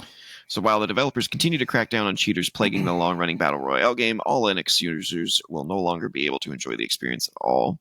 So all Linux users, so that kind of does suggest that they have a native Linux version. Yeah. Okay, interesting. To eliminate this cheat vector, we have made the decision to prevent access to the game for Linux users. This means that Apex Legends will be unplayable immediately for those running this operating system. That's it. That's all she wrote. Interesting that it took this long, though. Yeah. The game's been out for, 7 years? Something like that. Well, how long has there been a Linux version available? Well, that's true, too. Yeah, maybe it's relatively new. All right, let's get on to some weird news. We Ooh, haven't let's talked get about weird. this one yet. Surprise! Nintendo just revealed a new app, and Yeah, it's about the music of its games. yeah, Fittingly titled Nintendo Music, the new app will stream songs from nearly 40 years of Nintendo history and will be made available on smart devices today. It's yeah, already out. yeah. You'll need a Nintendo Switch Online membership to start using it, but it's available for those who do for no additional cost. It's Uh, basically just Nintendo Spotify. yeah, yeah. Songs can be streamed online or downloaded for offline listening. They can be organized by game in addition to curated playlists. You can make your own playlists. There's recommendations based on your Nintendo Switch play history. There's a spoiler prevention filter allowing you to hide songs from certain games. And they also have the ability to extend the length of certain songs by 15, 30, or 60 minutes so that you have a longer loop if you want to hear a particular Oh yeah, song that over that and makes over. sense. If it's Yeah, a song that loops, which a lot of video game a lot music of is them do. designed to. Yeah, very cool. Yeah, So, first Alarmo, now Nintendo Music. yeah, They entered movies before that. They're definitely hmm and theme parks. yeah, They're definitely eh, like, where do we go from here, boys? yeah. Interesting. It says more music, Nintendo says, will be added over time. Currently, there's no legal way to stream all Nintendo's classic songs in one place, so it's a pretty big surprise for fans. The one thing that does scare me a little bit is that now that they are able to charge for this, they are probably going to go after all of YouTube for all of the music that's posted everywhere, Yeah. which sucks because that's how I listen to it. But for all we know, this is the reason they did this was to get to have legal Yeah. I mean, it's ramifications better than for it them taking down everything and not not having having a any way way. to listen. Yeah. I Yeah. mean, the way I see it is that okay, if you're going to take it down, give us a legitimate way to listen to it. Oh, okay, here we are. My only complaint against this is that it's another app. Like, why Yeah, didn't you just put a have a Nintendo artist account on Spotify? because the royalties on Spotify are dog shit. I actually Uh, totally support this because Spotify fucks over artists. Interesting. So while normally I'd say, oh, Nintendo doing their own weird thing, in this case, I'm like, yeah, actually do your own weird thing because Spotify will pay you pennies. What about Amazon Music? Are they I any have good? no idea. Mm. Mm. Why are we on Spotify then? Well, because we're not getting paid anything, so what the Well, fuck do that's we true. care? That's true. What if we do one day? We're gonna have to move. Eh. I'll still shit talk Spotify. All right, that's fair. I'm sure they won't care. They probably don't even listen to us anyway. No. No. All right, next up. The beta for Monster Hunter Wilds is out on Steam and it is kicking ass. Its peak concurrent players as of that writing was over 463,000 players. Unsurprising. Um, yeah, I don't have much to say about it other than that. I'm not going to play it, but it's out there for those that want to play it. Yeah, I've never been able to get into Monster Hunter. I have tried so many fucking times, and Yeah, I'm done with it. It's so complex. Yeah. Maybe it's easier if you start at the first one and then work your way forward. But I feel like if you weren't invested in those games like a decade ago, trying to get into them now is a whole huge commitment. And I got Stalker 2 coming up, so I'm spoken for. Yeah, you got enough. We all got Yeah. enough. There's games for everybody. That's what's cool about the industry Mhm. nowadays. Is you don't have to play everything, No. because there's always something to play. All right, next up. Path of Exile 2's release date in early access gets pushed from November 15th to December 6th. Not a huge delay. Yeah, But I mean, if they need the extra time, then take it. Yep, they said in a post, quote, really sorry about this one, but we just have to do it. It isn't really the game itself that we're behind on. It's a bunch of server-side infrastructure work that is taking us a lot longer than we expected. Yeah, that makes sense. Yeah. We have to get everything perfect so that nobody loses anything they paid for and nobody has their account broken.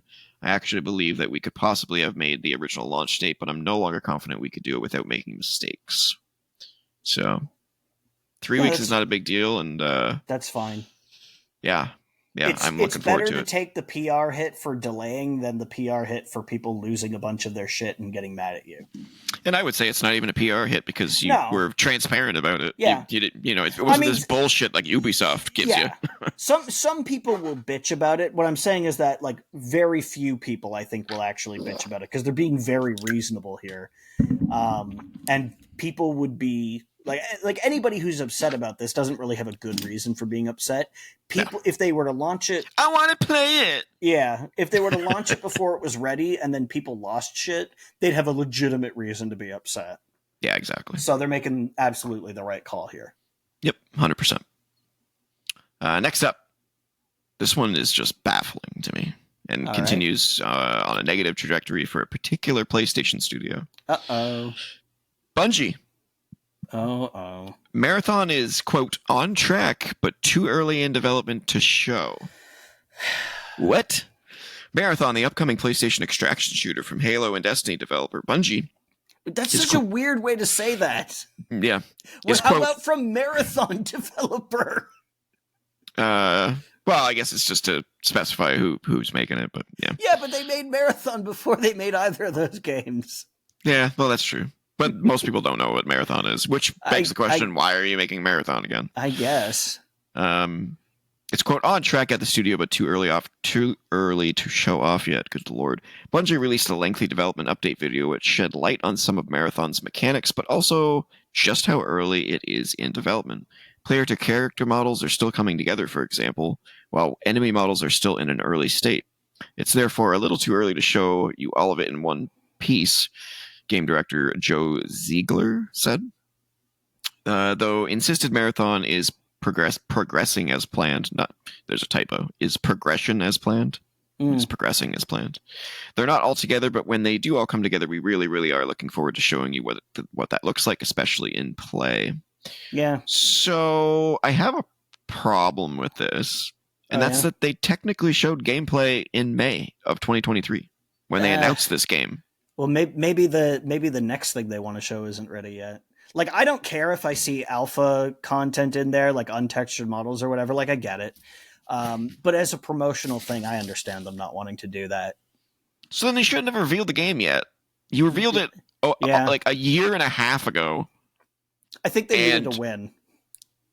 Well, this isn't a win. This is. Wait a minute. It's been a year and a half. You showed it a year and a half ago. It's a year and a half later, and you have nothing to show us. You can't show us yet. Like what? Something's. That is a little weird. That's some fuckery. I don't like it. I'm just so tired of companies showing shit off before it's ready. Like if it was a year off from being released. Mm-hmm. Cool. They're actually getting better about that, because do you remember when they would show games off like 5 years before they came out? Yeah, they still some of these companies still do it. Yeah, but that used to be the regular thing. Yeah. Like every game would be shown off years and years afterwards. And then once they kind of realized, oh yeah, games are taking way longer to develop, we probably shouldn't hype them up. Yeah, wait until they're a year out. Yeah, now you don't usually see something about a game until it's like a year, maybe 2 years out. And even then, I feel like that's not as common as it used to be. Yeah, we do have a couple of 2026 release dates already, which is fucking crazy to me. But yeah, like I don't know, man. Bungie's falling apart, in my opinion. I just like. You revealed the game a year and a half ago, and then a year and a half later, you can't even show the game still? Mm-hmm. You showed off too early, guys. Yeah. It was stupid. I mean, maybe what they showed off was just like proof of concept. That's not unusual. Yeah, but it's stupid. Yeah. Why? No one gives a shit that you're like that. You're basically showing us what you show. Oh, God. Is PlayStation publicly owned? You must be, right? Yeah, Sony's publicly owned. Shareholders, shut up. The rest of us, bro. It might not even be shareholders necessarily. It might be the brass at Sony who want maybe who want to see some groundswell or whatever the fuck they call it. But the problem is that when you do that, the groundswell leaves. Yeah. It's like, oh, sweet marathon. A year and a half goes by, and then they say something like this, and you go, okay, so I don't give a shit about this game now. Yeah, so why bother talking about it? Yeah, so why did you bother? Just don't say anything. It's almost the equivalent of just lying to us. It's like, here's this game that looks so complete. A year and a half later, we can't show it yet. Yeah. Just keep your head down and keep making the game, guys. Yeah, just shut up and go make it. All right. Well, only a couple left here. And unfortunately, Ubisoft is in the news again. Oh. Ubisoft just quietly launched a full-blown NFT game. Oh, fuck, really? Yep. 3 years ago, I heard about this. Yeah. 3 years ago, there's a reason for that. Oh. 3 years ago, Ubisoft promised it would start making its own blockchain games. Yeah. Now it appears to have done it, having stealth launched a full-blown Web3 game last week called Champions Tactics Grimoire Chronicles. That's the worst fucking name for anything I've ever heard. Right? That's like you took a bunch of PlayStation RPGs, threw them into a blender, and then picked out pieces of the disc and assembled a title from the words that were still legible. I know. I was like, that sounds like an AI created name. Champions Tactics Grimoire Chronicles. Fuck off. Yeah, on PC. Champions Tactics is billed as a PvP tactical RPG game on PC and is both developed and published by Ubisoft. It involves, by the way, is it Ubisoft or Ubisoft? I think we talked about this. It's Ubisoft. Ubisoft. I hate that name. I'm always saying Ubisoft because it's Ubisoft. Like it just sounds bad. I don't know. Well, they're French. They probably didn't think about how it sounds in English. Ubisoft. That was a terrible accent. Yeah. Okay. Continuing. I don't know what I did there. we were taught Canadian French, not European French. Ubisoft. Of course, our French accents are going to sound stupid. Oh my god! It's like if we tried to do a British accent. Oh, hello there, governor. Hello, governor. What are you doing? It sounds just as bad. Yeah, it sounds terrible. But their accent sounds terrible too. Oh, here comes the British accent hate again. Get fucked, England. Oh, we're going off the rails. I love it. Okay. Refocus. Okay, here we go. The game involves collectible figurines of various warriors from the in-game fantasy world of Grimoria. Oh, it's Grimoria. Even worse. Sounds like STD. I got a bad case of Grimoria.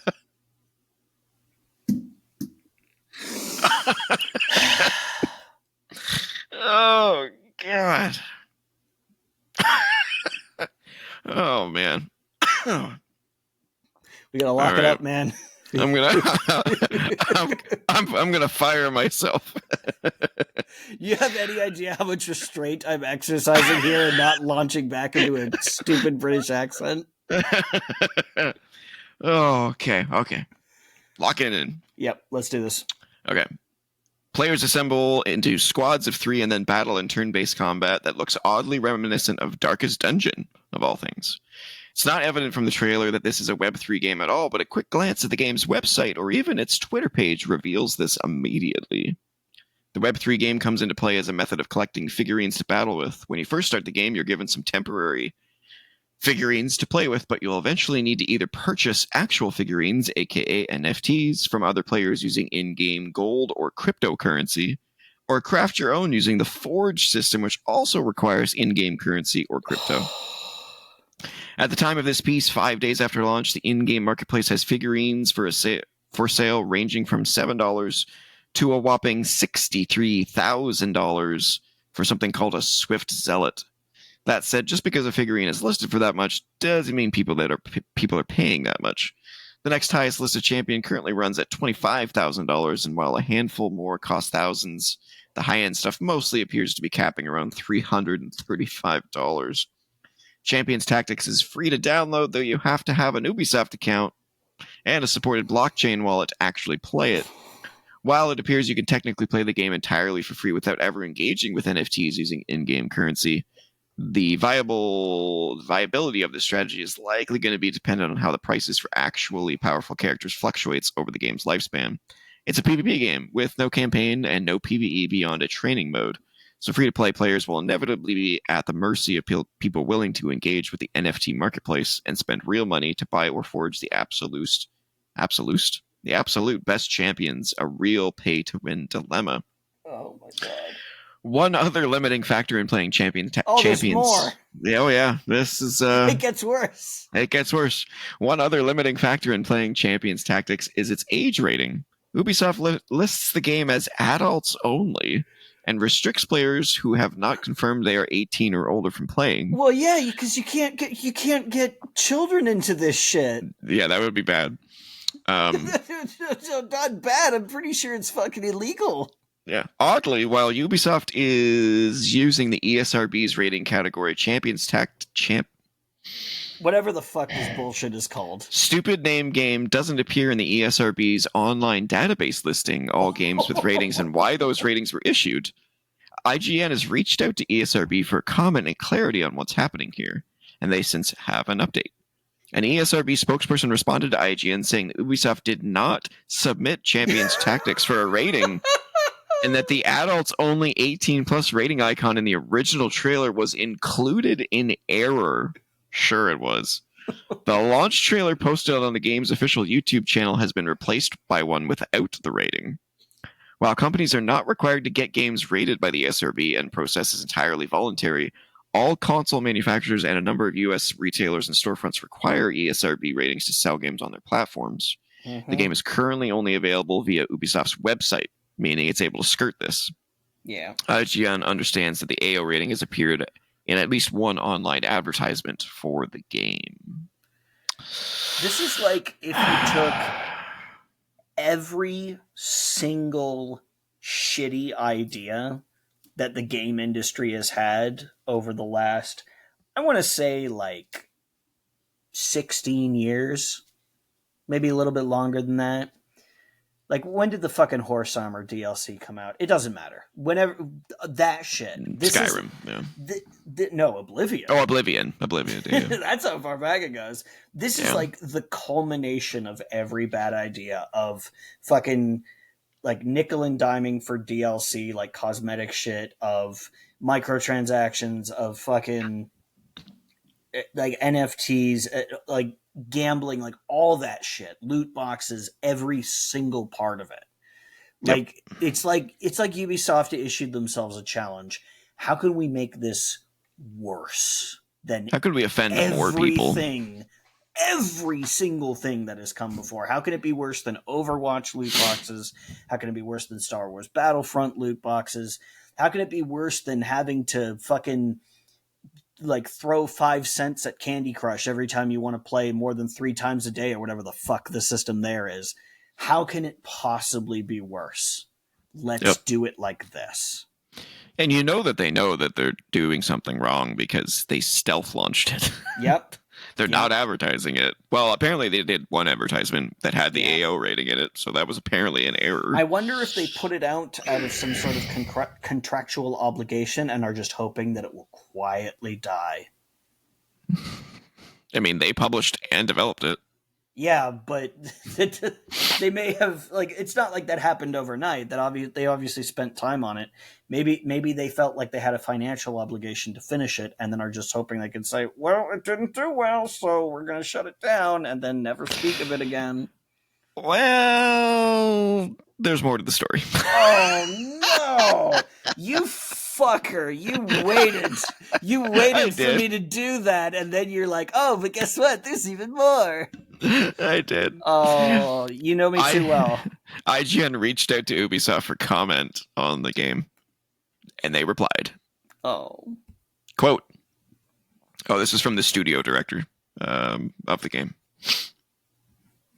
Okay. Here we go. Yeah, here we go.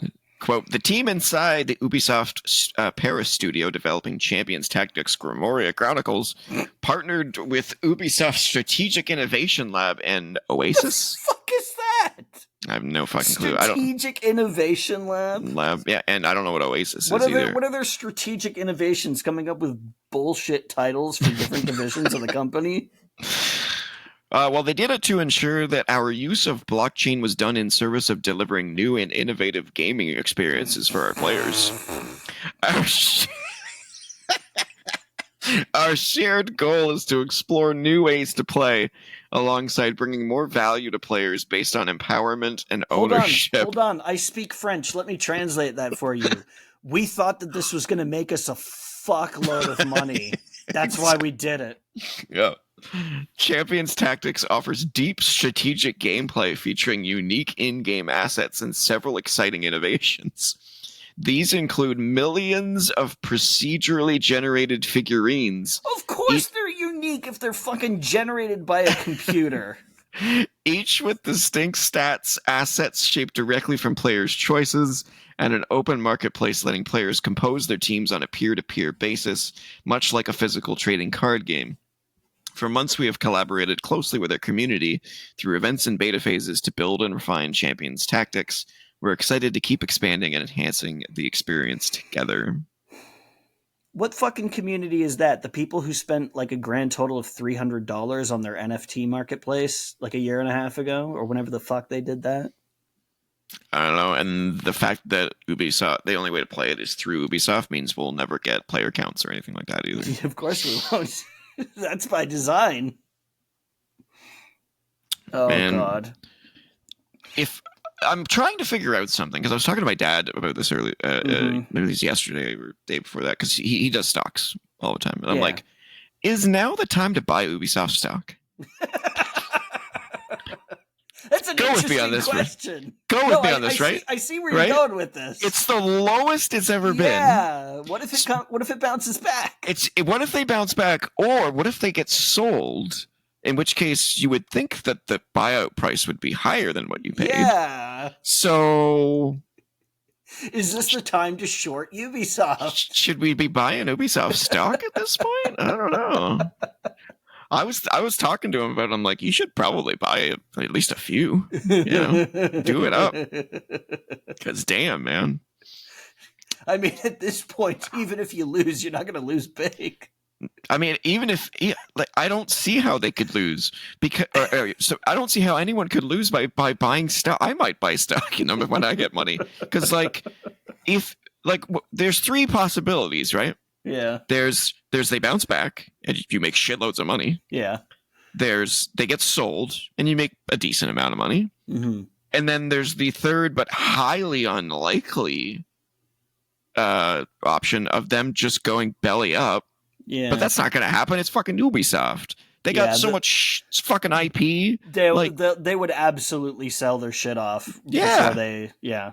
So there's no way the people at the top of that company aren't cashing out. Yeah. So there's no way you could lose by buying Ubisoft stock right now. Yeah. Right? I mean, I'm not a financial market jockey. No, either am I. But that sounds like the kind of thing where you don't actually stand to lose that much, as long as of course you only put in what you can afford to lose, which is always the smart play with investing. Never bet the whole farm. Yeah, I would never do that, but if you're gonna buy some stock, seems like a no-brainer to buy stock in Ubisoft. Yeah, it's like buying penny stocks. Like, they're probably not going to go anywhere, but what the fuck do you care? They cost you a cent. Yeah, if they do go somewhere, you're going to make a decent amount of money. They only have to go up by 1 cent for you to make a profit.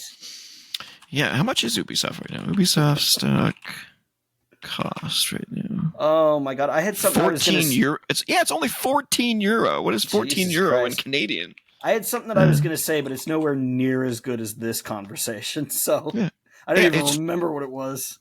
$21.15 for a stock in Ubisoft. Yeah, that's not bad. Buy $100 a stock. You make some money. What am I doing? I gotta go back. You could at least break stock, even. At the very least. It doesn't seem like there's a tremendous amount of risk there. Again, we're not experts. This is not financial advice. This is just us shooting the shit. But I'm just saying. Yeah. I'm just saying. Yeah. All right. Let's move on from Ubisoft. Oh, God. We checked 2 bingo cards this week. So. Oh, yeah. All right, 2 left. Okay. Outlast film adaptation in the works from the studio who brought you Saw. That actually makes a lot of sense. Yeah, Outlast is getting a.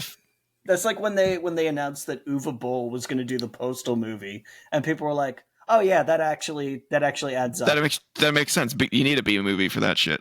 Spoilers: the fucking Postal movie was actually his best movie. Yep. Like by a lot. It isn't saying a whole lot, but yeah. No, but it's actually funny. No, I know, but it's not saying a lot by comparing it to his other movies. No. I mean, I kind of liked Rampage, but that's more of a, I don't know. I don't know if I'd call it a grindhouse thing, but I think he said recently that he wanted to tackle a certain series, and I can't remember what it was. I fucking don't know. He probably wants to tackle everything because he gets fucking. The reason that he did all of those movies is because he gets a huge tax credit for like from the German film industry. Mm. So it's basically a way for him to make money. Oh, that's what it was. He said he should have directed the Borderlands movie. I mean, I don't think he could have made it worse. Here's his quote, which is just fucking hilarious. He says, "My movies were rated R and made more money than this. Now you wish I directed." Man, that guy is like probably actually insane, but it's insane in a fun way, not in like a harmful way. Here's another quote from him. This is hilarious. "I'm terrible at this. Unless you count porn, I've never seen a movie." What? He's a character, man. He is a character. He's something. Yeah. All right, going back to the news. Outlast is getting a film adaptation and is in the hands of a studio well versed in the horror genre. Saw Studio Lionsgate, which is also behind series like The Hunger Games and John Wick, announced on Wednesday a deal with developer Red Barrels to bring Outlast to the big screen. The adaptation, which was first revealed by Bloody Disgusting, that must be a website. Yeah, it's a website that covers horror movies. Well, that makes sense. Yeah. Is being led by horror producer Roy Lee, who also did It, Barbarian, Late Night with the Devil, and more. Okay. J.T. Perry, who served as the primary writer on the Outlast games, is working on the screenplay. That's promising. In a statement, Perry called the adaptation an incredible opportunity to dive deeper into the characters and the killers we love. Now, here's my question. Is that going to be a found footage movie? Because that would make sense, because you're shooting footage the whole game. I don't know. Let's see what it says here. It says, Lionsgate hasn't revealed too much about how closely it'll follow the plot of the games, but it does promise to capture the horror elements Outlast has become known for: immersive atmosphere, chilling sound design, and relentless suspense. Further information, including a release date, is still pending, but it's still in its very early days. So yeah, that makes a ton of sense. Because it's a video game that is literally taking place from behind a camcorder. So yep, and it is terrifying. I can verify that. That feels like a perfectly logical thing to do, is to make a movie based on it. Yeah, I don't personally like the Outlast games. I think we talked about this last week. We talked about it, but because it's basically just hide and seek. It's hide and seek, and I'm not a fan of that stuff. But I love the which horror is fine, is really except great. that it goes on for way too long. Yeah, it gets old. It needs to. The gameplay needs to evolve for me to keep on it. All right, the last piece of news. Sony has announced the PlayStation Plus Essential Tier games for November 2024. So these are the 3 free games that you get at the lowest tier of PlayStation Plus. And there's some decent ones here. Okay. Unfortunately, I own 2 of the 3, so it doesn't help me much. First is Ghostwire Tokyo for PlayStation 5. Which is a very cool game. Mm-hmm. Death Note Killer Within for PS4 and PS5, which is a day one release on PlayStation Plus. Okay. Comes out on the same day. Never seen the show, movies, anything like that. It's good. I know of it. Like I know what it's about and stuff like that. And finally, Hot Wheels Unleashed 2 Turbocharged for PS4 and PS5. So is that the other one you own? Yeah. Yeah. Hot Wheels Unleashed 1 and 2 are fan-freaking-tastic. Oh, really? Okay. Oh, my goodness. They are great. Is this like a Lego game situation where it's like, this is a game for kids, but it's actually super fucking fun? No, this is definitely a game for like arcade racer fans for sure. Oh, okay. It's not easy. It is hard. Oh, interesting. Yeah. No, it's an arcade racer. There's no items. There's no boosts or not boosts like weapons. It's literally just you and I think it's like 28 other cars on the track. Sure. And you basically the gist of the game or the gist of the gameplay is build up your boost. Go use fast. your boost when you have to use it at strategic times because the game has physics in it. So if you like real toys. Oh, so it's like it's kind of like Burnout then. Because you get boost in that game too. It's like Burnout in that sense, but not in the crashing. Not in the physics sense. It's like you're a toy. Yeah. So if you hit at the wrong angle, you go fucking flying off the track. But you're not like doing like bullet time crashing where you're steering yourself into other vehicles. Well, I mean, it can't be perfect because Burnout 3 already exists, but it still sounds like a pretty decent racing game. In Unleashed 2, you do have the ability to chuck. Oh, okay. Left and right to chuck people like off the F-Zero GX. Yeah. So you just kind of like shove them off the track. Yeah. So you can do that, but in the first one, it's strictly boosting and okay. Yeah, and it's the graphics are gorgeous.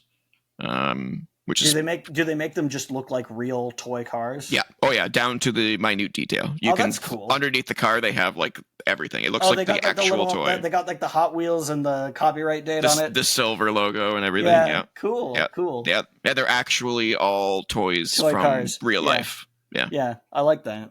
Yeah. Very cool. And they have the first game had a bunch of DLC for like Batman cars and tracks and like. Yeah, there was a bunch of stuff. It's fantastic. I bet those are probably really fun games to work on. Oh, yeah. And the tracks are really cool. You just get to spend all day playing with toys and being like, how do we turn this? I mean, not all day, but like instead of having to be like, oh, we have to make this, $1 million car. We can't fucking touch it. It's too expensive. It's like, no, it's a fucking toy that you can get. You can pick it up. They're like $1.99, so you can pick it up and look at it. Like, I bet that was a huge boon to the artists having to model these things out instead of and they're gorgeous. Having to observe, a fucking $1 million Lamborghini from behind a velvet rope or some shit. Yeah, I don't know. Who knows? Maybe like the Forza team gets like really good access to those cars. I have no idea. They look gorgeous in game. For sure. They look like the real cars, so I'm sure that they get to spend plenty of time with them. It's just there's always that concern of like, this car is worth more than like my entire team at this studio because we're on Microsoft wages. So you're like, oh, but with the Hot Wheels, fuck it. They're toy cars. Yeah. If it breaks, you can just buy a new one. I really hope that they use Unreal 5 to make the next game because it would look insanely good. Like the tracks are really cool because they're actually like the orange tracks in a room. Yeah. So like some of them are in a garage, some of them are in a living room, like all kinds of different. Yeah, cool. You go like out, you go like under tables and chairs, and you could drive on like the countertop in the kitchen, and like it's really cool. Yeah, that sounds like fun. And it has a track editor in the game, so you can make your own tracks. Of course it does. I was going to ask if it did. Yep. This might be the kind of thing my niece would be into. Yeah, the track editor is deep. It's very complicated. Oh, okay. But and they don't have a great share system to share them, unfortunately. Well, that's one thing they kind of sucked on. But you can make your own tracks and drive on them. They're fantastic. Highly recommend those games. Okay, maybe I'll check that out. Hey, next time you come over, it's split screen. Yeah, play it. So, yeah, man. All right, that ends the news. That was a lot of fucking news. Yeah. I think it's gonna die pretty soon. The last like November and December tend to be quiet because it's all about game releases and not news. So but let's get into the topic of the week, which is gaming comebacks. Yeah. Now this is an interesting one because I flip-flopped on how to tackle this one and had a little bit of trouble for me. I'm very interested to see what you came up with. Mine aren't that interesting. Mine are very straightforward. I just a lot of low-hanging fruit. No, Not a well. There's definitely one extremely low hanging fruit on that. Okay. Well, two low hanging fruits on that list. But Okay. Yeah, mine are pretty much all low hanging fruit. I couldn't think of anything that was like, oh yeah, I remember that. yeah, So mine are mostly, you know them, but basically our criteria was games that initially sucked, but the developer brought them back from the dead, or game series that were almost dead, but a game reinvented the franchise and saved it for them. So Yeah. I've got a little bit of both on mine. Yeah, I'll let you go first. Okay, let's get the lowest of the fruit out of the way first. Go low. Resident Evil 4. Yeah. We try to avoid the low hanging fruit here, but this is one that is so like, and this game, like, I'm not going to spend too much time talking about it because this game's been talked to death. It's Resident Evil 4. Absolutely everybody has played it. It's available on everything. I genuinely struggle to think of a platform where you cannot play this game. It's everywhere. Everybody's played it. And been remade too. And it's been remade. And the remake is also really good. Yeah, so it is. like there's no new ground I can cover with this. But I would be remiss if I didn't talk about a franchise reinvention without bringing up Resident Evil 4, because it's kind of the one. Yep. You know, you had a franchise that was getting kind of stale because they were doing the same, and they were putting out a Resident Evil game like almost yearly for a while there. If you think about it, like they were like, if you include the spin-offs and like, because there was like a fucking Game Boy Color game even. There was even actually at one point there was going to be a Game Boy Color conversion of Resident Evil 1, which was almost finished. It didn't come out, but the prototype is out there. You can find it. And it's almost finishable. But yeah, they kept just putting these games out, and it was like, this is getting kind of stale, guys. And then they fucking said, okay, let's do this. And they made like one of the best games ever. So even if it's been talked about a million times, still deserves that credit. Yeah, it deserves the kudos because it fucking earned them. And I will say that series is one of the rare ones that did it twice, because it also did it with Resident Evil 7. Yes, and I was like, should I say Resident Evil 7? I was like, no, because 4 did it first.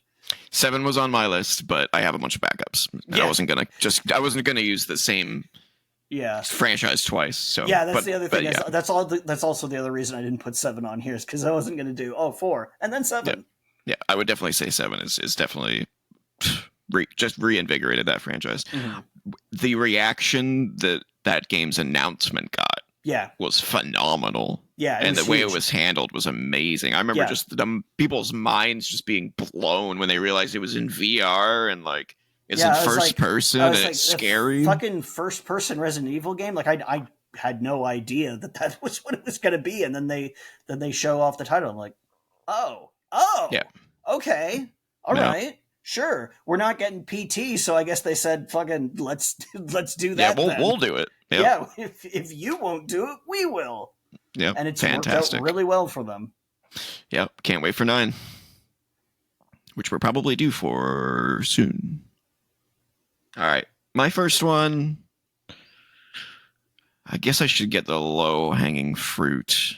I'm gonna try and avoid the low hanging fruit here. Okay. The Tomb Raider reboot. Sure.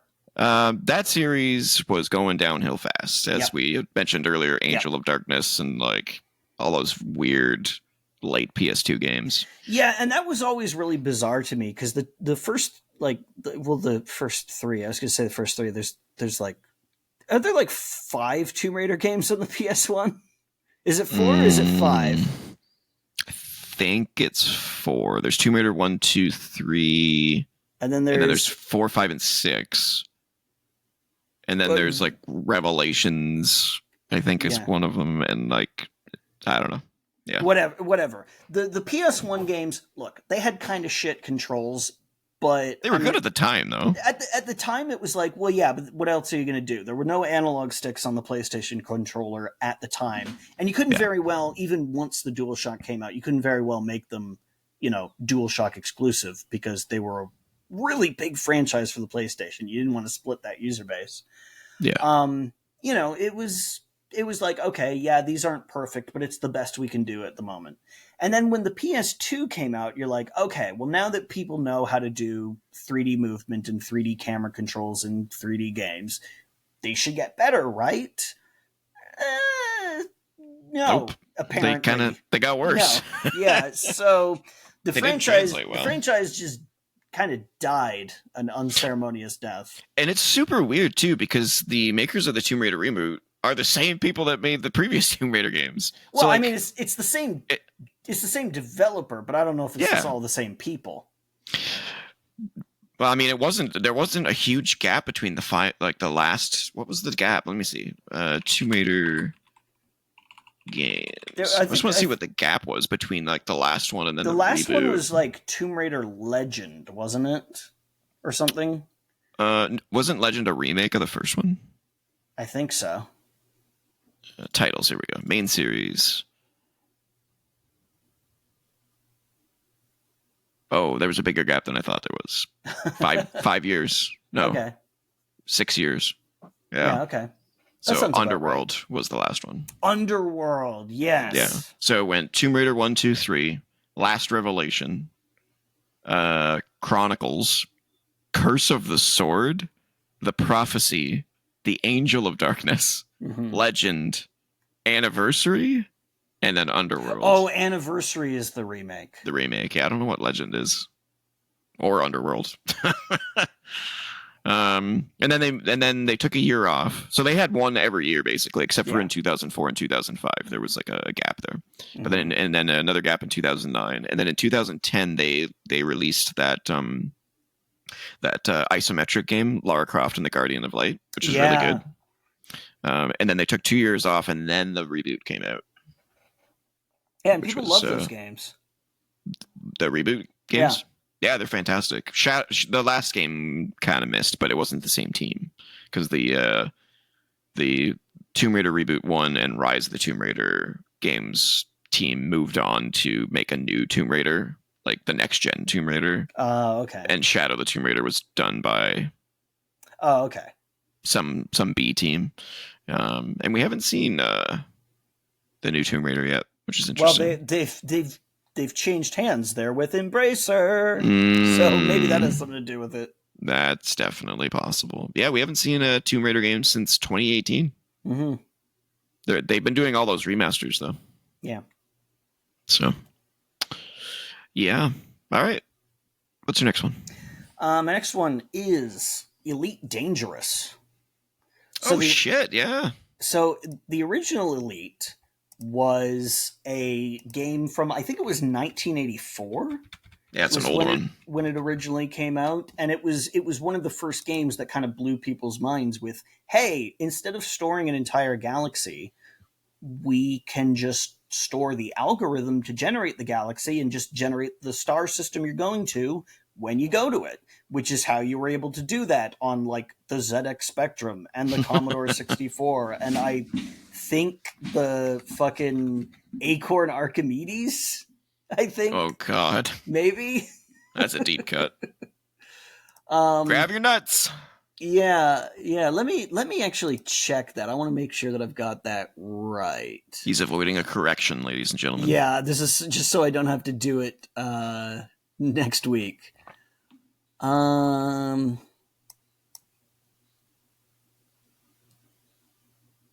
Yes, it was on the Archimedes. The Archimedes. Yeah. It was also on the Acorn Electron. Acorn. It's terrible. Grab your nuts. Yeah, well, that's why they changed it to ARM. Yeah. I never played the original Elite, but I did play Elite Dangerous. It's it's a game that is not easy to play today because it is it's extremely old. It's extremely old. It doesn't really. It doesn't really play nice with modern sensibilities, but fucking back in the 80s, that was incredible. You know, that was nuts. So then, of course, what happens is a little game called No Man's Sky gets announced, right? and it's basically the return of Elite spiritually, right? It's the same idea. Yeah. It's a small team, small British team making this game with a procedurally generated galaxy. Awesome. Can't wait to play that. Elite Dangerous comes out of nowhere and releases before No Man's Sky. Ooh. Like, oh, I see. You wanted to do your spin on our game? Not if we do it first. Yeah. And then, of course, No Man's Sky came out to a fairly mixed response at first, which again, they fixed that game. It's good now. Yep. I mean, if you like that kind of game, if you don't, nothing's going to save it for you. But they've now delivered on everything they promised. But the thing is, Elite Dangerous, people liked it right when it came out because they didn't overpromise and underdeliver. I just find that kind of funny that they snuck right in under No Man's Sky and was like, surprise, we're back. Yeah, it's a good game too. Yeah, it's still going today. Yep, people still play it. Yeah, it's very complicated. It also got loads of free content. Yeah, it's basically like Star Citizen, but it actually came out. It actually came out. Yeah. Yeah, there's a game that'll never make a comeback. Yeah, it had to arrive first. Yeah. No, that's a good choice. I never thought about that. All right. Shout out to No Man's Sky. That could have gone on this list too.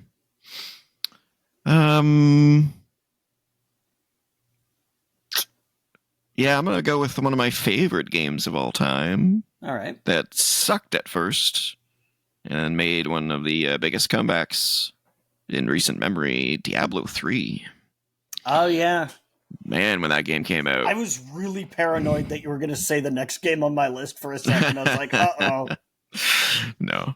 Yeah, Diablo 3, when it first came out, was pretty much wildly hated. Yeah. It had a horrible auction house system. Real money. And the drops that you got were basically for every class but your own, so that you were forced to use the auction house. Yep, it was all kinds of terrible, but by the time they were done with it, man. Yeah. With that new expansion and all the changes they made, so got rid of the auction house. They said, we're going to do a new expansion, and we are also going to release on console, which at the time I thought that's a weird idea. That's a very heavily mouse-driven game. Guess what? It turns out to be the best way to play that game. It is absolutely the best way to play Diablo 3. You don't need to be always online to play it. Not only that, but I feel like it's perfectly suited for the controller. It works great. Brilliantly with the controller. Yeah. It's absolutely amazing. I never would have thought, but it does. Yeah. I've played that game so many times with every character. It's crazy. Yeah, we've played it. You and I have played it. I've played. Oh, Jesus Christ! I don't know how many times I've played through that game to completion. Oh yeah. It doesn't actually take that long once you know what you're doing. Yeah, but it's so good. You can get a character up into like max level with about a week of play. Knowing what I know now, I wish they would have canceled Diablo 4 and just kept making expansions for Diablo 3. Yeah. Yeah. But Diablo 3 remains my favorite Diablo game. And yeah. I wouldn't say that I like it more than 2. I think I like it as much as 2, but in a different way. Because it is a different kind of game. I went back and played 2 via the remaster. Whatever that was called. Resurrection. Resurrected, yeah. And I think Diablo 3 is way better. Yeah. Yeah, I got really deep into the systems for Diablo 2. I don't know if I'd be able to do that these days. Maybe if I went back, I'd like Diablo 3 more. You can get really deep into the Diablo 3 systems as well, but at a certain point, it's just kind of... Like, the fact that you're doing damage counts in, like, the millions at higher levels is insane. It does get absurd at some point, but it does. They do the same thing in Diablo 4, which is, partially why I don't like it. I'm not sure why they felt the need to make their math like that, but fucking whatever. Yeah, it's still fun. Yeah, it's fun. It's a lot of fucking fun. Yeah, Diablo 2, I feel like... I mean, for its time, it was amazing, but it's missing a lot of modern sensibilities that it is make it feel less fun, more they hardcore. They did issue patches to it over its life that actually added new mechanics. That they added synergies to abilities where skill points put into a related skill would add a buff to whatever skills it synergizes with. Oh yeah, I Which is definitely played Diablo 2 like crazy. yeah. Like that was one of my big games when I was younger. hmm But yeah, I still think Diablo 3 has it easily beat. But In they're terms both of amazing. yeah, in terms of character variety, Diablo 3 also has a lot. Oh, so Although many classes. I don't Yeah. like all of the character classes in Diablo 3. I don't really like the monk. I Oh, just I do. Oh man, the bell. eh, The bell is fucking sick. it doesn't really do it for me. Oh yeah. Well, I like yeah. most of the other classes though. Yeah, I What's played your every class twice. what's your go-to in Witch that Doctor. game? Witch Doctor? Witch Doctor's a good one. Love the Witch Witch Doctor Doctor. is the only way I've ever gotten the Switch version to visibly drop frames. So many friggin' ads that you bring in, and Yeah, yeah. well, I think I had like 25 followers at some point with all the little, all the little knife guys that I was summoning and stuff. Yeah, the knife And guys, the dogs, the yeah, gargantuan. yeah, Yeah. and then I had to go to one of like the late game areas with all the effects going off. But like the fact that the Switch version didn't like have a visible great. drop in its frame rate until I pushed it to what was obviously an absurd level. Like I had to try. Okay, Yeah. I had to really try. And No, even they really then, did good on that. it only stutters for like a second or two, and then it just goes back to normal. I was like, how the fuck did you optimize this so well? Blizzard is the king of optimization. Their games can run on anything, man. So good. As for all the criticisms I have of Blizzard, they did really good with that version. Yep. All right, what's your next one? My next one is very. I keep hitting the mic today. Holy crap! You gotta be careful, man. Ugh. My next one is very similar to your previous one, which is why I was worried, because it's a game that came out and was pretty much universally reviled, and they said, "We hear you. We will fix this." And that game is Final Fantasy XIV. Yeah, for sure. We've talked about that at great length as well. Yeah, which is why it was an easy pick and also kind of low-hanging fruit. Yep. Because Realm Reborn. God, that game was savaged when it came out. I mean, I don't know how they released it in that state. It was terrible. Yeah, I don't know how you could do that. But then they said it felt like it was in like late alpha state. Yeah. Like that's how bad it was. Terrible. Yeah, but then they in a remarkably rare moment of self-reflection for that company, they were like, "Uh-oh. We did bad. We done fucked up, bro. We got to fix this." Yep. And then they did. And now it's like the most critically acclaimed MMO since World of Warcraft. Yep. So it might even have more players than World of Warcraft now. Oh, currently, yeah, it does. Yeah. Crazy. So it must be the biggest MMO in the world right now. Yeah, it is. Yeah. I don't know what the concurrent player count is, but yeah, I don't know about some of those Korean MMOs. Maybe those have got them beat, but I don't know. I don't know about that. I think those two usually tend to be smaller scale because I think they're only available in South Korea. What about like Genshin Impact and stuff like that? Is that even an MMO though? I think it is. I haven't really played it, but I don't know it either. Let's Google it. Is Genshin Impact an MMO? Isn't it like isn't it kind of like an open world? It's called a co-op RPG. Okay. Whatever the fuck an MMORPG? Well, how many players co-op is it? Because if it goes beyond a certain point, I'd say that qualifies it as an MMO. It says it's a single-player game with mostly optional multiplayer elements, and it's not an MMO. So it's like Dark Souls then. You can bring in friends to help. I guess. Maybe? Or is it like PSO where you can have 4 people playing or something like that? Oh, yeah, it says it's optional co-op with up to 4 players. I thought it was an MMO. Okay, so it's like Phantasy Star Online, which isn't really an MMORPG. It's a MMORPG. It's a multiplayer online RPG, but it's not massively multiplayer. Interesting. But whatever. Yeah, Final Fantasy XIV. Fucking good job. Yeah, amazing. Absolutely amazing. Why did you then get stupid again and sell IDOS for NFT money? Fuck. Square's special company. Yeah. Not as bad as Ubisoft, but they're special. Well, that's a low bar to clear. Yeah. What am I at? 3? Yeah, this is my 4th one. I got to go with my one of my favorite franchises that even I knew was near death. Maybe not near death, but it was definitely past its prime. Assassin's Creed, which was reinvented with Origins and then basically concreted with Odyssey. The last classic Assassin's Creed game was, I believe, the England one. Oh, yeah. Which was fucking, what was that called?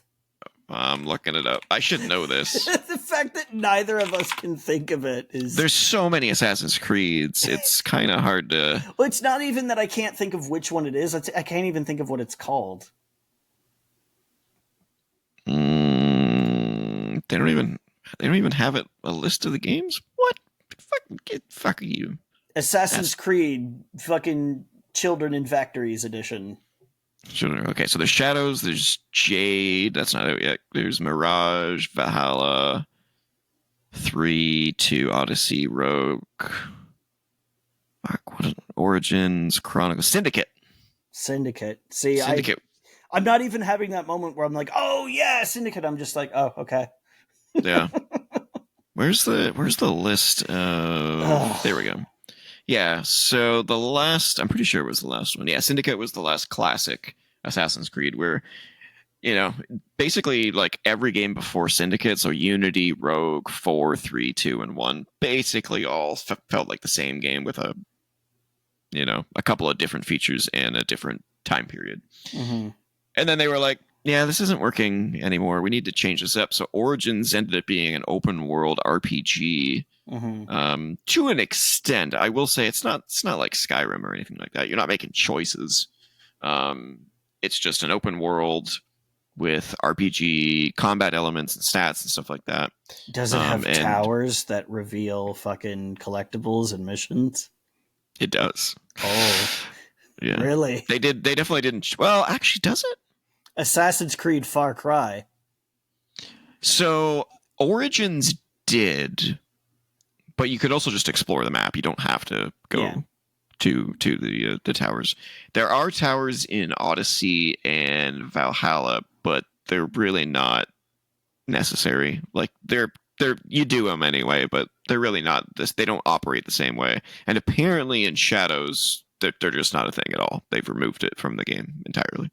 So, but yeah, Origins reinvented everything. I actually didn't play I played Origins for like an hour and a half, and I was like, yeah, I hate this. This sucks.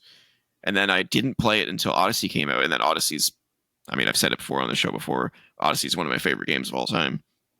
And then Valhalla came out, and I enjoyed Valhalla, but it was way too long of a game. That game is fucking... Yeah. You think Witcher 3 is long, and you think this is long. That game is stupid. As far as and it doesn't evolve enough to be that long. You get to a point where you're pretty much done, like you're still leveling up, but you've pretty much unlocked all the moves and everything that you really want to. And then the game still goes on for like another 50 hours. It's like, holy fuck. Christ. It's way too long. But then I was like, you know what? I'm going to give Origins a try. And it's fucking fantastic. It's really good. It's not as good as Odyssey because it doesn't have the ship combat, which I love. But it's better than Valhalla. Unless you like games that are like 380 hours long. Christ. In which case, go for Valhalla, I guess.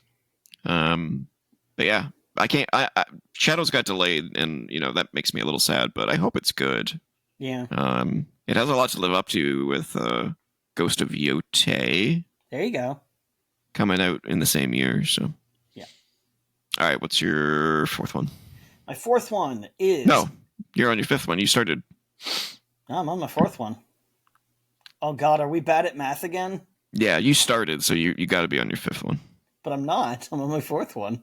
I did Diablo 3, Tomb Raider, AC. Oh, no. I was on my third one. I miscounted. Okay. My fourth one is XCOM Enemy Unknown. Oh, fuck yeah. That's great. Yeah. Game. So, XCOM, I loved the original XCOM. Fantastic game. Hard as balls. It is completely merciless. You are not allowed to fuck up, even on the easiest difficulty. But it's fun. So they made XCOM, which was really good, and then they made XCOM Terror from the Deep, which was pretty good. Not as good, but pretty good. And then they started getting weird. They made was it XCOM Apocalypse, which is way overly complicated. And this is a game in which you have to micromanage your ammunition down to the last bullet. So imagine making that more complex. So I didn't really get into Apocalypse. And then there was like a third person shooter that wasn't very good. Classified or declassified? No, we're not even there yet. Enforcer. Never heard of that one. I feel like there was like a space combat sim in there at some point. Maybe that one got canceled. The fact that I can't even remember it's not a good sign. Is kind of telling. Yeah, that series kind of went off the rails and then just vanished for a while. And then they said, "Hey, we're bringing this back as like like a 1950s detective game." And people were like, "But why?" Yeah, declassified. Yeah, sucked. And then before that came out, they said, okay, what if we just remade the original XCOM? Oh, okay. Yeah, that sounds like a great idea. Yep. And they did. And it was great, except for fantastic. Except for the bug that deletes your save files. Yeah, they fixed that though. Oh, did they? Oh yeah. I thought they never fixed that. But fortunately, I didn't suffer from that. I was able to get through the game. Yeah, I didn't either. It's really fucking good. Oh, it's so good. It's really fucking good. And it's good. It's so good that I don't even mind that it doesn't have quite the things that I wish it did. So there's two things that the original XCOM does that the reboot doesn't. Number one is that you can move and act just without like a turn thing. You have action points that you spend. Rather than like in the reboot, you can move and then you can act, or you can move twice instead of moving and acting. Yeah, which is a fine way of doing it. I kind of like the action points thing, but it like honestly, I was just using them to basically either move partially and then shoot, or just move my full potential distance anyway. So it almost doesn't matter. The other thing is that you had the ability to freely aim in the original XCOM, so you could just shoot at thin air. Which sounds like, why would you do that? Well, because it has destructible terrain to a certain degree, which was a pretty cool idea for a game that came out in like, I think 1992 or something. That was a long time ago. Where you could shoot open a wall and breach through there instead of going in the front door where all the aliens are facing. So that was really cool. That was a tactic I used all the time. In the reboot, you can only freely aim certain special abilities. Like there's like a guided rocket that you can use, which is an ability, not just a weapon. Yeah. So you can only use it like I think twice per mission or something. But here's the thing about that. That thing opens up walls in one hit. It's not like the original game where you need to shoot the wall several times. So the inability to do it with every weapon almost doesn't matter. I think grenades can do it too. I believe they can. Can you freely aim grenades in that game? It's been a while since I played it. Yep. Okay. But anyway, yeah, reboot is fucking fantastic. It's awesome. Fantastic. It's so awesome that Bethesda, just when they made Fallout Shelter, they said, yeah, we know this looks like XCOM, the base building part, because we really like that game. And everybody was like, that's fine. We don't even care that you ripped it off, because you're right. The base building in XCOM is really good. It is really good. And that's the other thing that surprises me about that reboot is the original XCOM was half base building, half tactical combat. And the whole reason that it works is because both of those things are fun to do. Yep. And that was my worry, is that, they're going to fuck that up. They're going to fuck up that balance in the reboot. But they didn't. It's still great. Yeah, it's fantastic. It's so good. Unfortunately, they fucked up the sequel. Yeah, so the sequel's got like a weird stealth thing going on. I don't know what the point of that is. And then, of course, they did still release Declassified, which nobody that was garbage or cared for. They fucked up. I think you could do an XCOM action game, but I don't think you can do it like that. No, that was awful. You know it was like a cover shooter, basically. It was terrible. You know, here's my idea for an XCOM quote unquote action game: Full Spectrum Warrior with aliens. Yeah, that would work. Yeah, I think that's how you'd have to do it. Yeah, that'd be sick. Yeah. Yeah, they also fucked up the sequel with the RNG was terrible in the second one. Yeah. I remember missing so many 90% chance to hits you can't do in the second one. I'm like, that's so stupid. Yeah. I hate that shit. It's got to 90% to hit, miss. Yeah, it's fucking bullshit. Yeah. I think I played like an hour of that game, and then I wanted to throw my mouse at the wall. Like, it was like... And I went back to play it a couple years ago, and they still hadn't done anything with it. They were just like, no, this is how it's played. And I'm like, it's not playable. Yeah. It's bullshit. Yeah. It's such bullshit. But and we got that one good one, though. And we still will always have that. Yeah, and then I tried the Chimera Squad, too, and that sucked, too. And I was like, man, how did you guys do the first one so well? And then you just fucked it up. I don't know. But at least we got it. Yes, yeah. If you're looking for a fantastic turn-based tactical action strategy sci-fi base experience building game, XCOM Enemy Unknown. Yep, don't play the sequels, just play the first one. It's so good. It's fantastic. All right. My fourth one. Bottom bump. You know what? I'll go for the low-hanging fruit. I don't have anything to say about it, and neither will you. Fortnite. Because that was originally a fucking crafting game. Well, before that, it was a tower defense game. Yeah, it was like a tower. Like you build and craft your fort, and then you defend it. Yeah, and that was it. But it lasted about a week and a half or 2 weeks, something extraordinarily short. Yeah, and it wasn't doing well. And then they're like, "All right, we'll just make a side battle royal mode." Yeah, because the thing is that blew up. they were chasing the Minecraft trend of the survival and building game, and they were way too late to the boat on that. Battle Royale was the new thing. So they said, well, we've got unlimited. Well, they didn't have unlimited money back then, but they're still epic. They still made a shit ton from licensing the Unreal Engine. So we got the money. We can do this. Let's just repurpose this game into a fucking Battle Royale. And at the time, nobody thought that anything would touch PUBG. Uh-oh. Yep, and then Fortnite's like $1 billion franchise. It's crazy. Absolutely crazy comeback. And it's at the point where we've talked about this before. They've got modes that don't even have building in the game in the Battle Royale. Like, it's just they totally ditched the thing that the game was named for.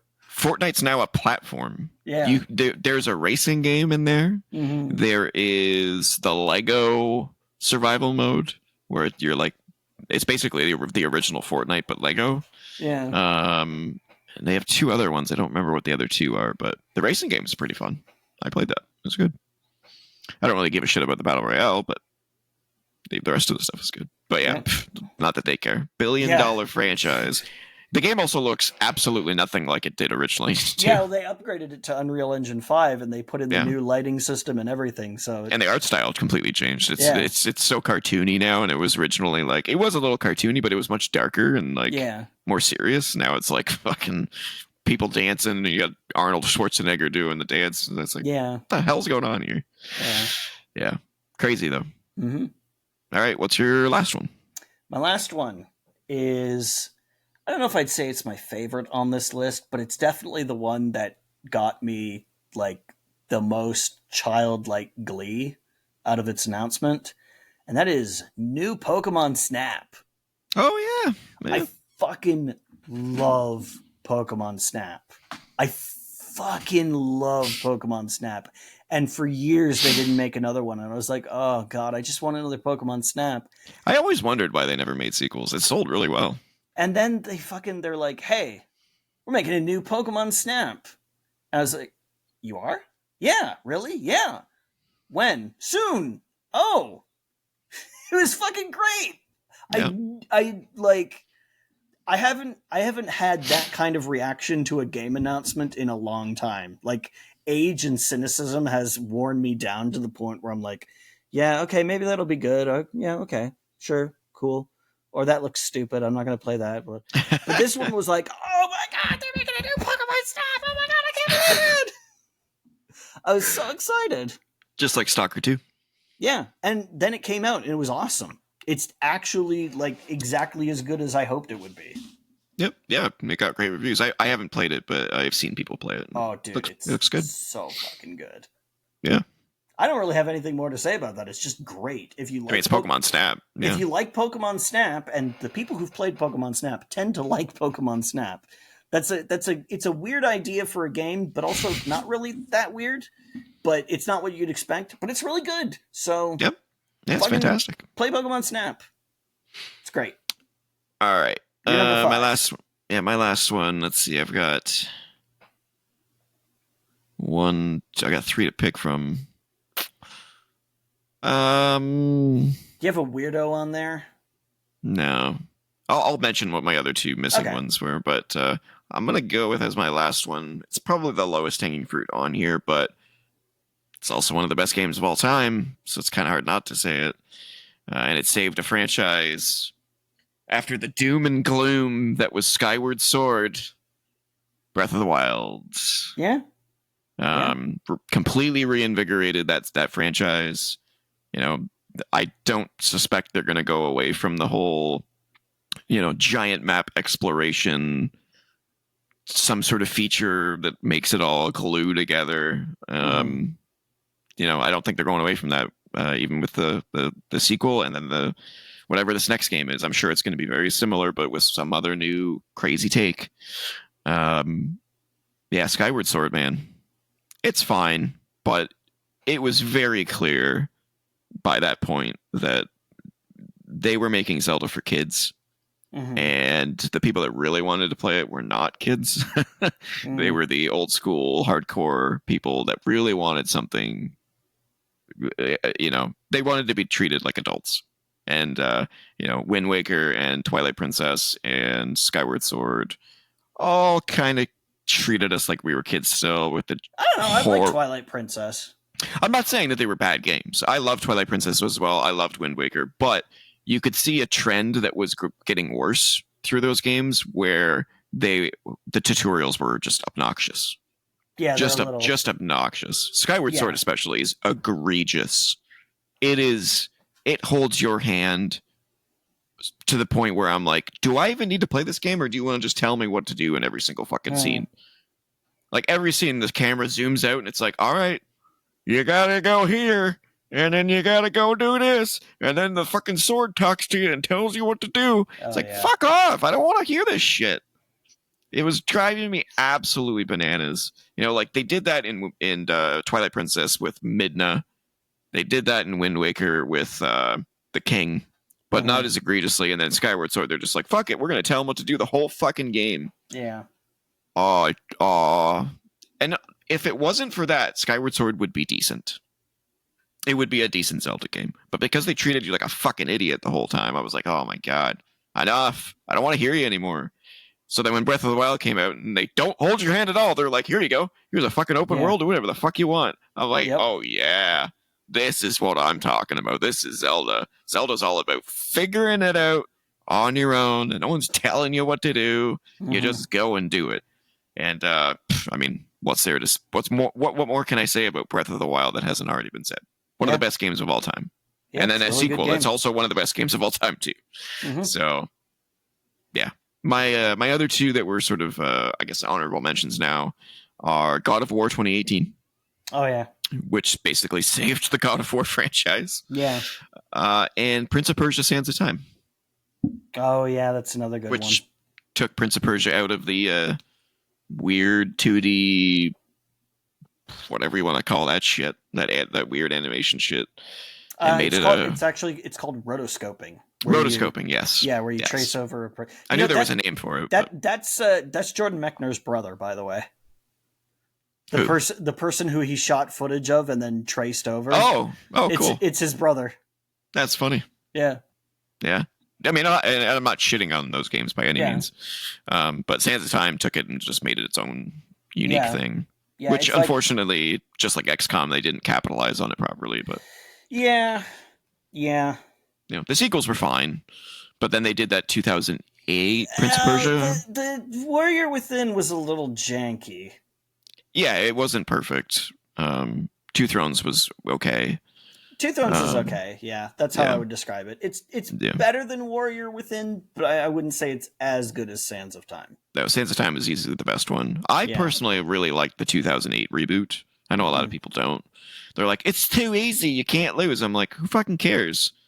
Like, oh, so you want to die and then start back over at a checkpoint half an hour ago? Okay. Yeah, I mean, I'm kind of like, I understand I understand the criticism of it, but it's like, if all I'm doing is, if I'm just avoiding the loading screen of going back, then it's just respecting your time. That's all it's doing. I'm not really heated about that.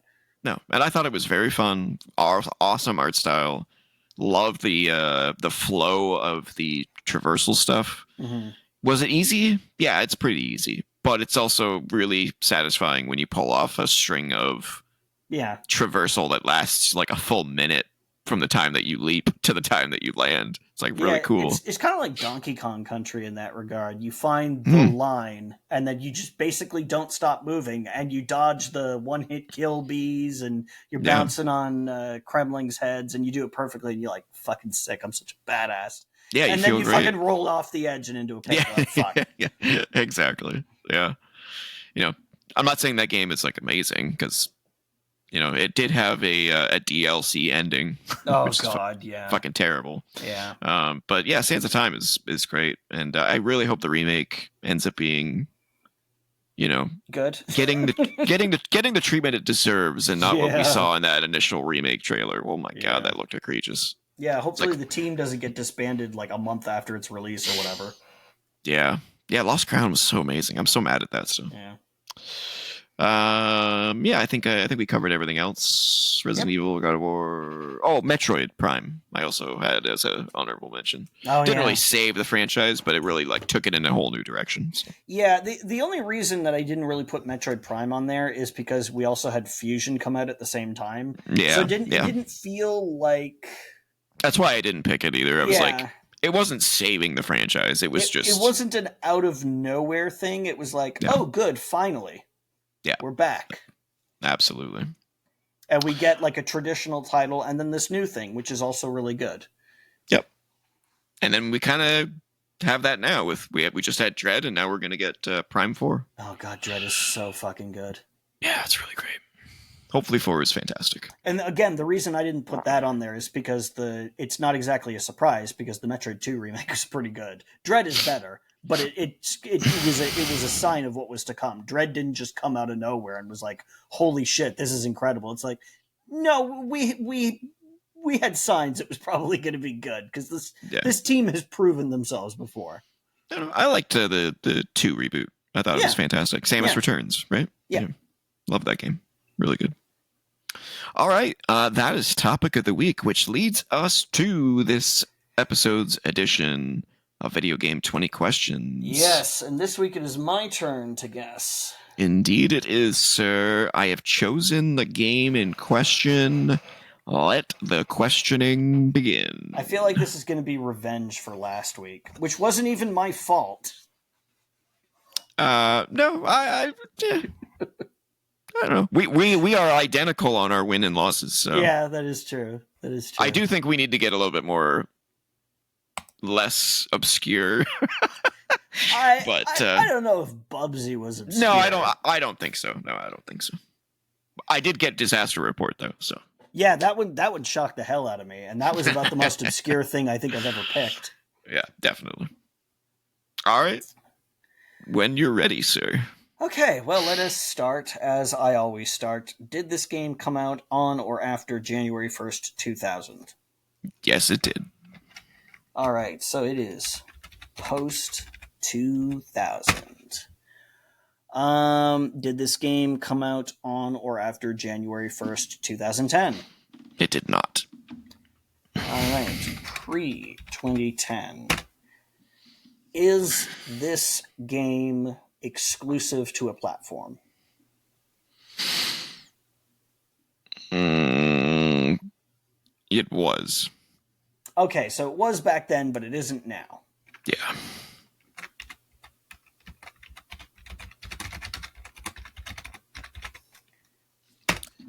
Well, hold Okay. on. Let me check on that. Okay. Just to be on the safe side. You think of your next question. Yeah.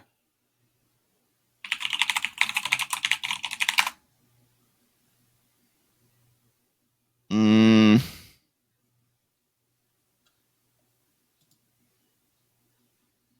I would say it's technically exclusive still. Technically exclusive still.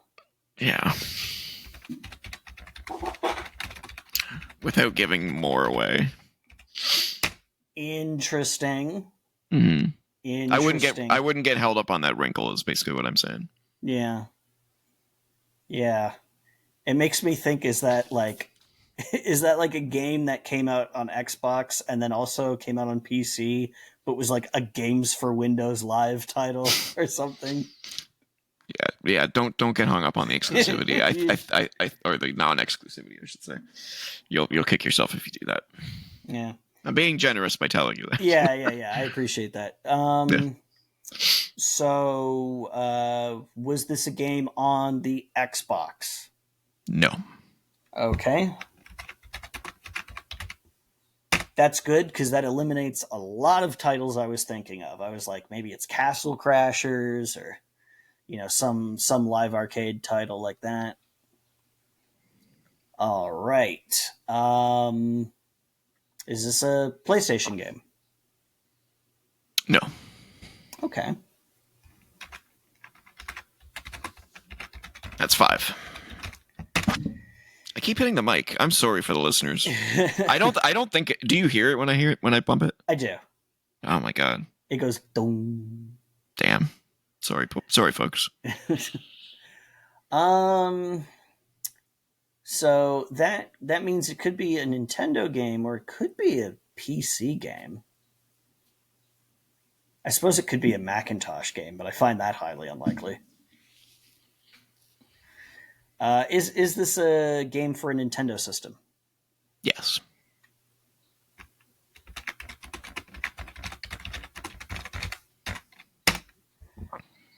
Okay. So that means, well, if it's technically not exclusive anymore, I guess that could mean it's Paper Mario: The Thousand Year Door because that's coming out. Don't get hung up on it. Don't get. I know.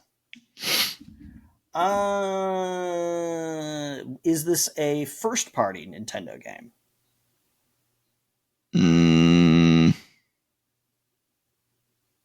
No.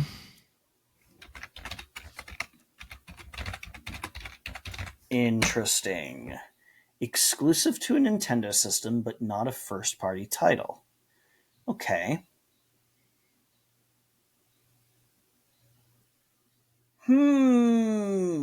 I have a thought.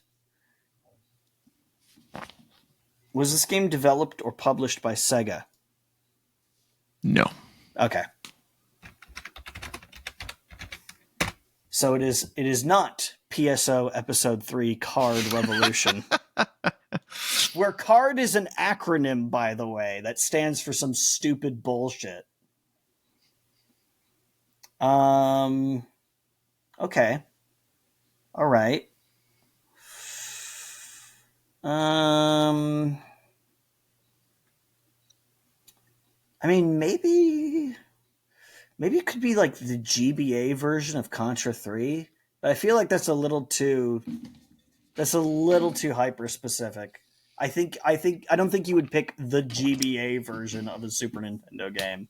I think you would just go with the Super Nintendo version. So I don't think it's that.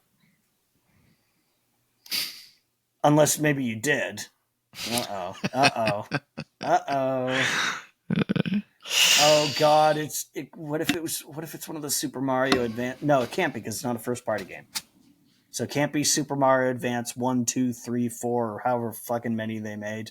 Watch our video game magazines episode. It's on Pest Pause Extra where we go over that. I love a good Plug. plug. Yeah. Hmm. It is tricky to think of a game for a Nintendo system that is exclusive but not first party. Oh, but was this game developed by a Japanese company? Yes. Okay. Have a thought. Let's see, I'm 1, 2, 3, 4, 5, 6, 7, 8, 9 in. It's probably a little too early to start zeroing in on a title, but was this a role playing game? No. Okay. That's 10. So it's not The Last Story, and it's well, I guess Xenoblade does count as first party, but Last Story wouldn't. Um,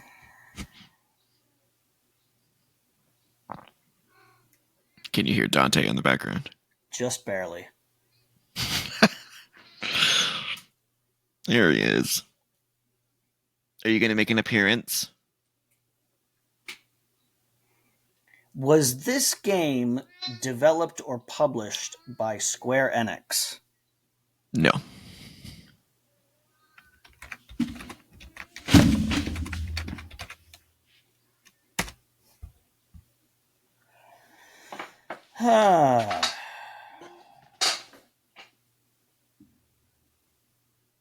Oh, Okay, here's a broader question. Was this game on the Wii?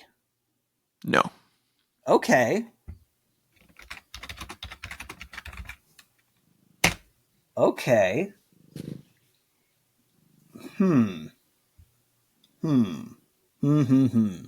Because there were, now that I'm thinking about it, there were some games that were technically not exclusive because they were GameCube games that got the new play control treatment. Like there was a port of the Resident Evil remake for some goddamn reason. Um, there was a port of oh man, there was a port of a bunch of stuff. Yeah. Okay, but it's not on Wii, so it's not something like that. But that would satisfy the technically exclusive. I know you keep telling me not to get hung up on that, but I'm still using it as a point of reference. So it's not an RPG, and it's not Square Enix, and it's, I guess, exclusive to the GameCube? I guess it could be GBA. Is this a GameCube game? No. So it's... Oh, but it could also be DS. Fuck! Oh, shit. That... Is this a DS game? Yes. Okay. Okay. Okay, that's a problem. That's a problem. That's a problem. That's Okay. a big fucking problem. Uh-oh. Let's say I'm 1, 2, 3, 4, 5, 6, 7, 14. 9. Oh god. I can still You can potentially get do it. this. I can still Yep. potentially do this. Oh man.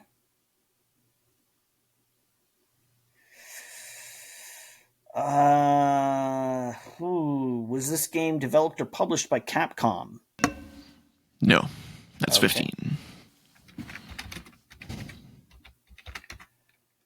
Okay, well that knocks the Mega Man games off the list. Was this game developed or published by Konami? No. Okay, that knocks Contra 4, knocks Castlevania games off the list.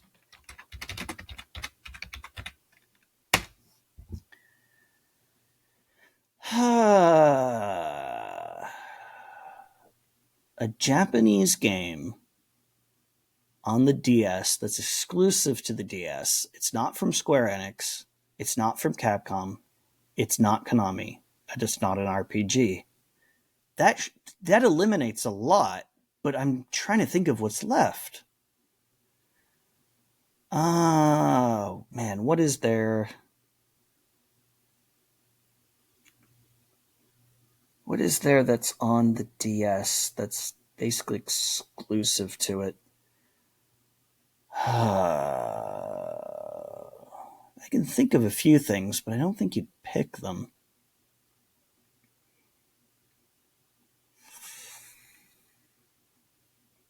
This is tough.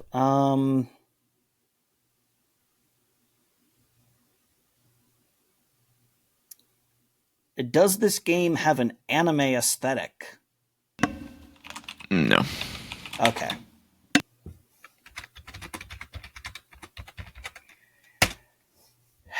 So what kind of Japanese game on the DS doesn't look like anime? Fuck.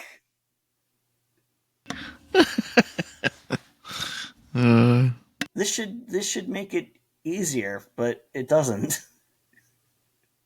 There's gonna be like one game, but what is it? Fuck. Um, can't be Harvest Moon DS because that's anime all over the place. Ooh,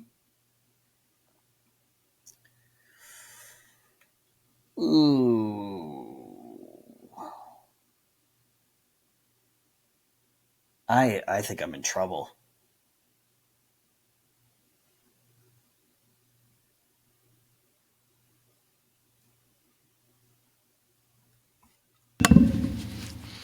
I'm in a lot of trouble. Is he in trouble, Dante? Is he in trouble? He doesn't know. He's not sure today. Oh, he blinked. Blink twice if he's in trouble.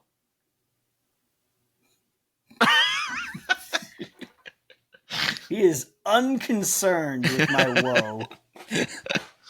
Or he doesn't think you're in trouble. No, I'm definitely in trouble. Yeah.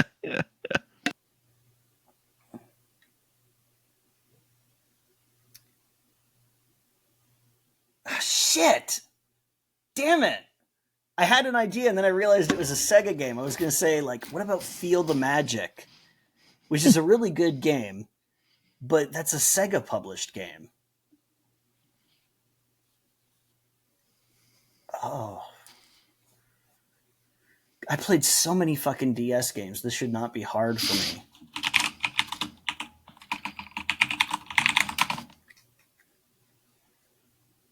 What the fuck on the DS is Japanese but doesn't look anime?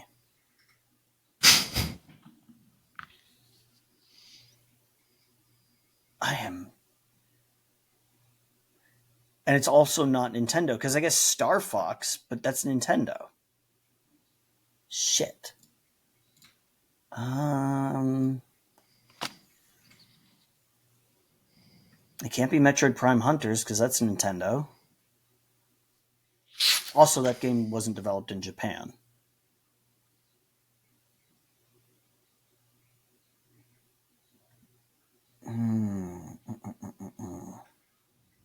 Maybe a racing game? No, I don't think so. There aren't that many racing games on the DS. I mean, there are a few, but I think it's unlikely that you would select a racing game. But maybe that's exactly why you'd select a racing game. See, that's the problem with that line He's of thought. getting into his head. Yep.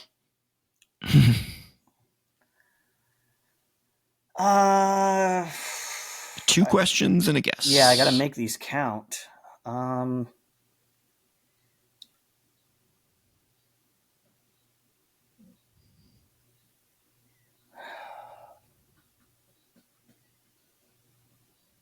This is tough.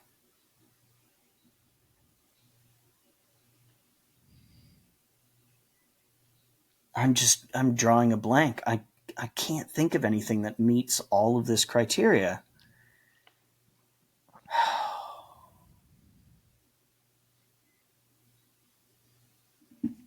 Yeah, I'm completely stumped. I'm gonna just have to just fucking throw out some random shit and hope for a Hail Mary. Do it. Yeah.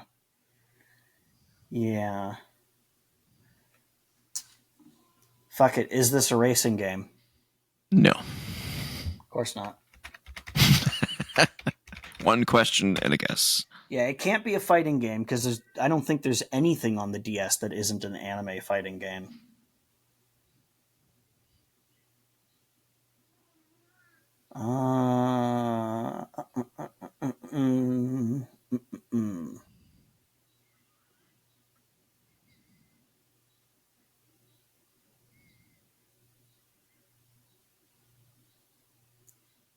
Man, I have no fucking idea. Like, I can't even think of a genre. Like, what would be a Japanese game that's not made by Nintendo that is on the DS but isn't a role playing game? Indeed.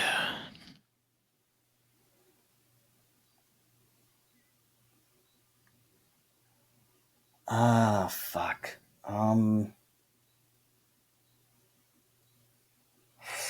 What's another genre? I gotta figure out another genre. Um, can't be that. Can't be that. Can't be that. Is this a no? It can't be that either. Fuck. Every time I'm like, no, something follows that up.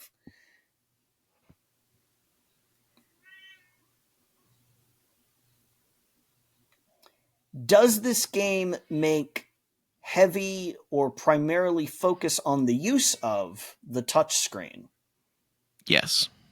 Okay. I should have asked that as soon as I knew it was a DS game. You only have a guess, sir. Yep, there's a lot of games on the DS that barely use the touchscreen at all.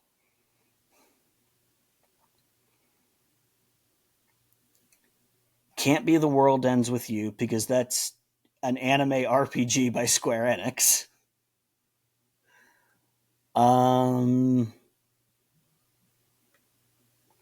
It can't be any of the Zelda games because those are all first party. Like I said, it can't be Feel the Magic because that's Sega. World Ends With You is fantastic, by the way. Love that game. It can't be Trace Memory because that's Nintendo.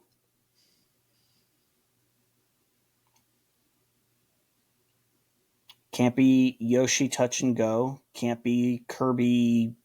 What is it? Kirby's Canvas Curse or whatever the fuck it's called. Because those are both Nintendo.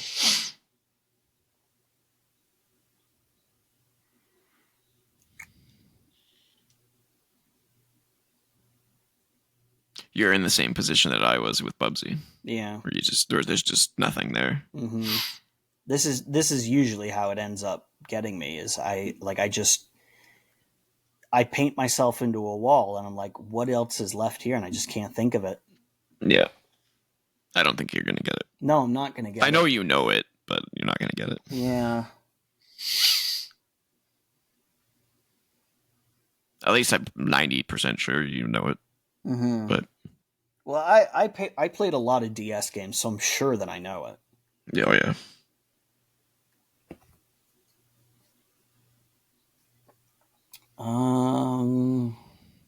Heavy touchscreen use. Mm-hmm. Can't be Nintendogs because that's first party.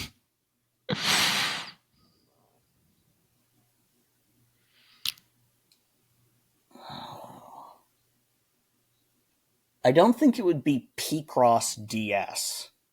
That doesn't seem like a thing you would do. And that's also, I believe, first party. Which is why it also can't be Polarium, because I believe that's first party. I don't even know if that game's Japanese.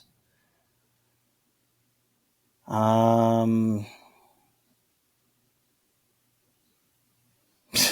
don't think you would pick Electroplankton. I think that's Nintendo, isn't it? Yeah, it is. It's first party.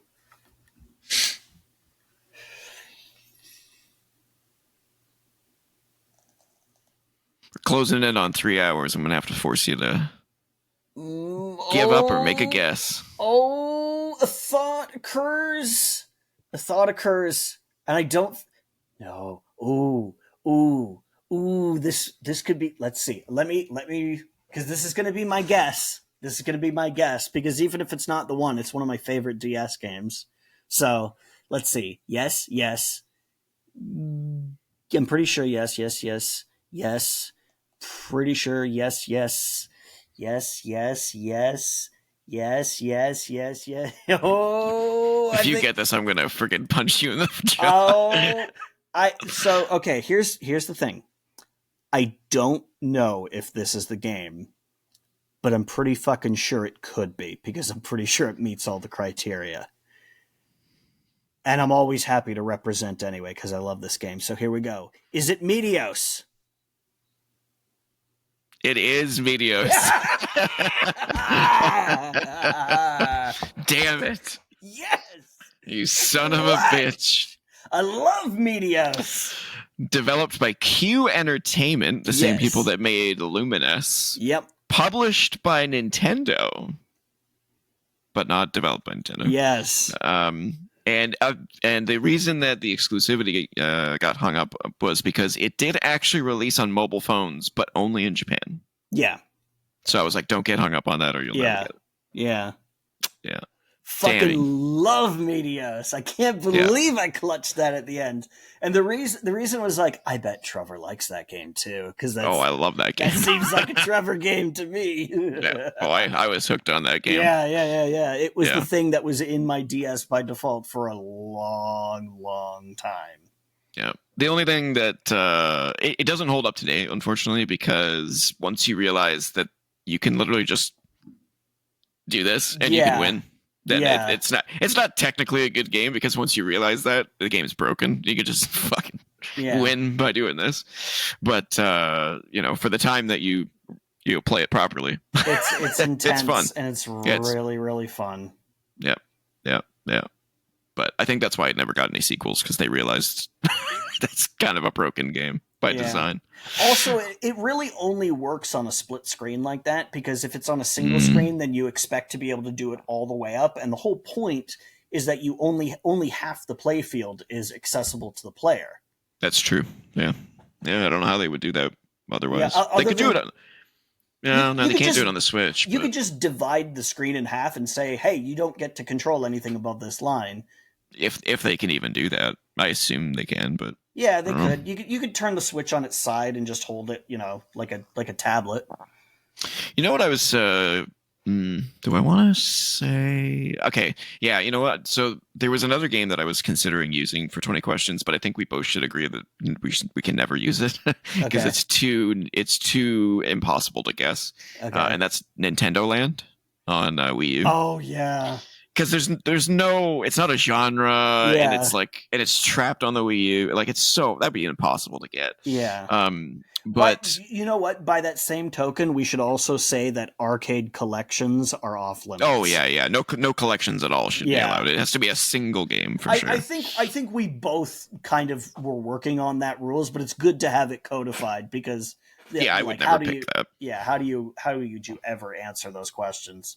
Exactly. It gets too complicated at a certain point. But I was thinking the other day, I was like, why didn't they ever put Nintendo Land on Switch? And I'm like, because it needs a TV and a screen. Yeah. And the Switch can't do both. Yeah. Which is kind of hilarious because like the Switch is basically the advanced version of the Wii U, but it actually loses a feature. Yeah. Maybe that's something the Switch 2 should have is maybe. The system has the ability to play in handheld and docked mode. Yeah, somehow. like casting to the TV. I mean, maybe. Yeah, or you can plug an HDMI directly into the into the system and hold it, and it's connected to your dock. Yeah, I don't think anybody would want to do that these days. I think people are too used to just casting to the screen. Oh no, I think you should have the ability to do both. I think you should be able to dock it normally. and have this ability to have, because then they could have that I feature meant enabled. specifically having like being tethered by a US or by a Oh, I HDMI see. cable. I think they would have to do it as just a screencasting. A casting. Yeah, they could do that with their own hardware. They could build that into the dock. Yeah, exactly. If you don't have a TV that accepts that, or you don't have a Chromecast or something. I think that'd be dope. Yeah. Because a lot of the Wii U stuff that they did take advantage of really worked. Like Zombie U, fantastic on the Wii U. I don't think it's on enough, the consoles. I don't think it's enough to build an entire system around that gimmick, but if you have the ability to do it. Yeah, if you can add that into Switch 2, do it up. Mm-hmm. I think it's a really cool thing. Like Nintendo Land was freaking awesome. I loved Nintendo Land. Yeah, it was really fun. The rendering load is kind of a lot though, because then you have to render 2 whole screens. That's true. Well, we'll see what Nintendo does with the new console. Yeah, who knows? Yeah, it also sucks that games like Meteos are kind of trapped on DS because, I mean, you can do them on the Switch, I guess. And you can emulate, but Meteos is a game that really demands you specifically using the stylus and touching the screen. You could do it with a mouse. In fact, I have played a Flash version of Meteos, like an unofficial Flash version. Yeah. And it works, but it's not the same. It's not the same. It's nowhere near as intense as some of the... You know what my favorite level was? The one where you have to do a combo, but when you do the combo, they just instantly rocket off the screen. There's no flying up. They just explode. Yep, they're just gone. That was my favorite level. Yeah, the music in that game was fantastic. Oh, God, everything about that game was fantastic. Yep. You launch into that game and it has that big orchestral anthem, and you got the little figurine, like the little alien characters. How did they never do a 3DS version of that game? It's crazy to me, man. Having the 3D effects of those things shooting out. Oh yeah. Like they could have had them like come up and then shoot out towards your face. Yeah, like that. Yeah, just like Meteos Deluxe or something. Yeah. You know, if you already bought the DS version, great. The system is backwards compatible, so you can play it here. If you didn't, here's a version with an extra gimmick. Nintendo do backwards compatibility shit? Yeah, right. Yeah, except they did. The 3DS plays DS games. The first one is. The first one does. Yeah. Yeah. Wait. It does? Are you sure? Yeah. Huh. Did you never try it? Are you sure? Pretty sure. I know that the original DS played GBA games. Yeah, let me look it up. But I don't think the 3DS played DS games. I'm going to look it up to make sure that I don't have another correction to do. Yeah, dude, it does. Huh. Exceptions are games that use the GBA slot, which is like almost none of them. Yeah. There's like the DS version of Guitar Hero that uses it. There's a DS version of Guitar Hero, by the way. Yeah.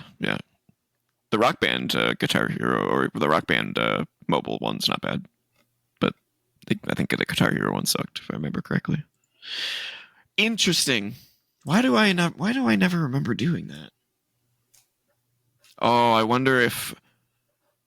I think I actually do remember doing this now, because I think I did it on the XL, and the DS games look horrible on the XL because the screen is so much bigger. Yeah. It gets blurry. Yeah. I'm pretty sure that's why I don't remember doing it. All right, cool. Well, Meteos, you get the win, sir. Right out at the end. Right out of your ass. Right out of the asshole. And up into the sky. Like a rocket. Like a rocket. You are now 3-4, one step closer to an even ratio. We'll see how that... break it even. Okay, throw me a bone next week. Okay. Throw me a freaking bone here. All right. Well, you know what? I think I've already chosen next week's game. Okay. Do you know why I chose Meteos? No. Because you were here and it's on my shelf. And I figured you may have remembered it from looking on my shelf. Oh, okay. But apparently not. You just had to pull it out of your ass. Yeah, you had so many games there. It's true. It's true. I was surprised when you didn't mention Meteos. I was like, huh. Because I was like, I'm pretty sure he loves that game. Yeah. And then I was like, well, I know what game I'm using next week. Meteos. I'll have to All pay right. attention next time I'm there. Oh, I'm not going to do that again. Next time, I'll make sure to not use a game I own. Well, then I'll just have to pay attention so I know which games you own. Damn What it. now, fucker? Son of a bitch. All right, let's end the show. I can be reached at TJ-Leo on BlueSky. Yes, and I can also be reached on BlueSky at aninjas.bsky.social. That's what it is, right? Something like that. Something like that. Something like that. We're both the same on that. Yeah. You can email in your questions to be featured on the show to co.op.podcast@gmail.com. Just like Steve did. Thank you, Steve. Thank you, Steve. Don't forget to comment, like, share. And you can click right up here if you're on YouTube to subscribe. And if you missed the last episode of Press Pause, a gaming podcast, you can click down here. Thank you for listening. Thank you very much. Now that was like Elvis. Are you Elvis? I hope not, because he's dead. You should have just said, uh-huh. I don't think I want to be Elvis, man. He worked with Nixon. Fuck that guy. Apparently he's an alien, so Well, yeah. there's that too. Elvis didn't die. He just went home. Men in Black is such a good movie. Go watch Men in Black, everybody. That's such a random thing to plug at the end. Go watch Men in Black. The first one. The 1997, I think, sci-fi action comedy starring Will Smith and fucking Tommy Lee Jones. Don't watch the other ones. There are... The second one's okay. They go downhill as you go along. They definitely go downhill. I kind of liked the third one a little. You know what I compare Men in Black to is the Ninja Turtles movies. Oh, yeah. Yeah. Because the first one is so much more gritty and down to earth. Mm-hmm. And then they're like, all right, let's blockbusterize this for families. And I was like, fuck. I totally see the logic there. Yeah. Yeah. All right. Get back to gaming. Yes.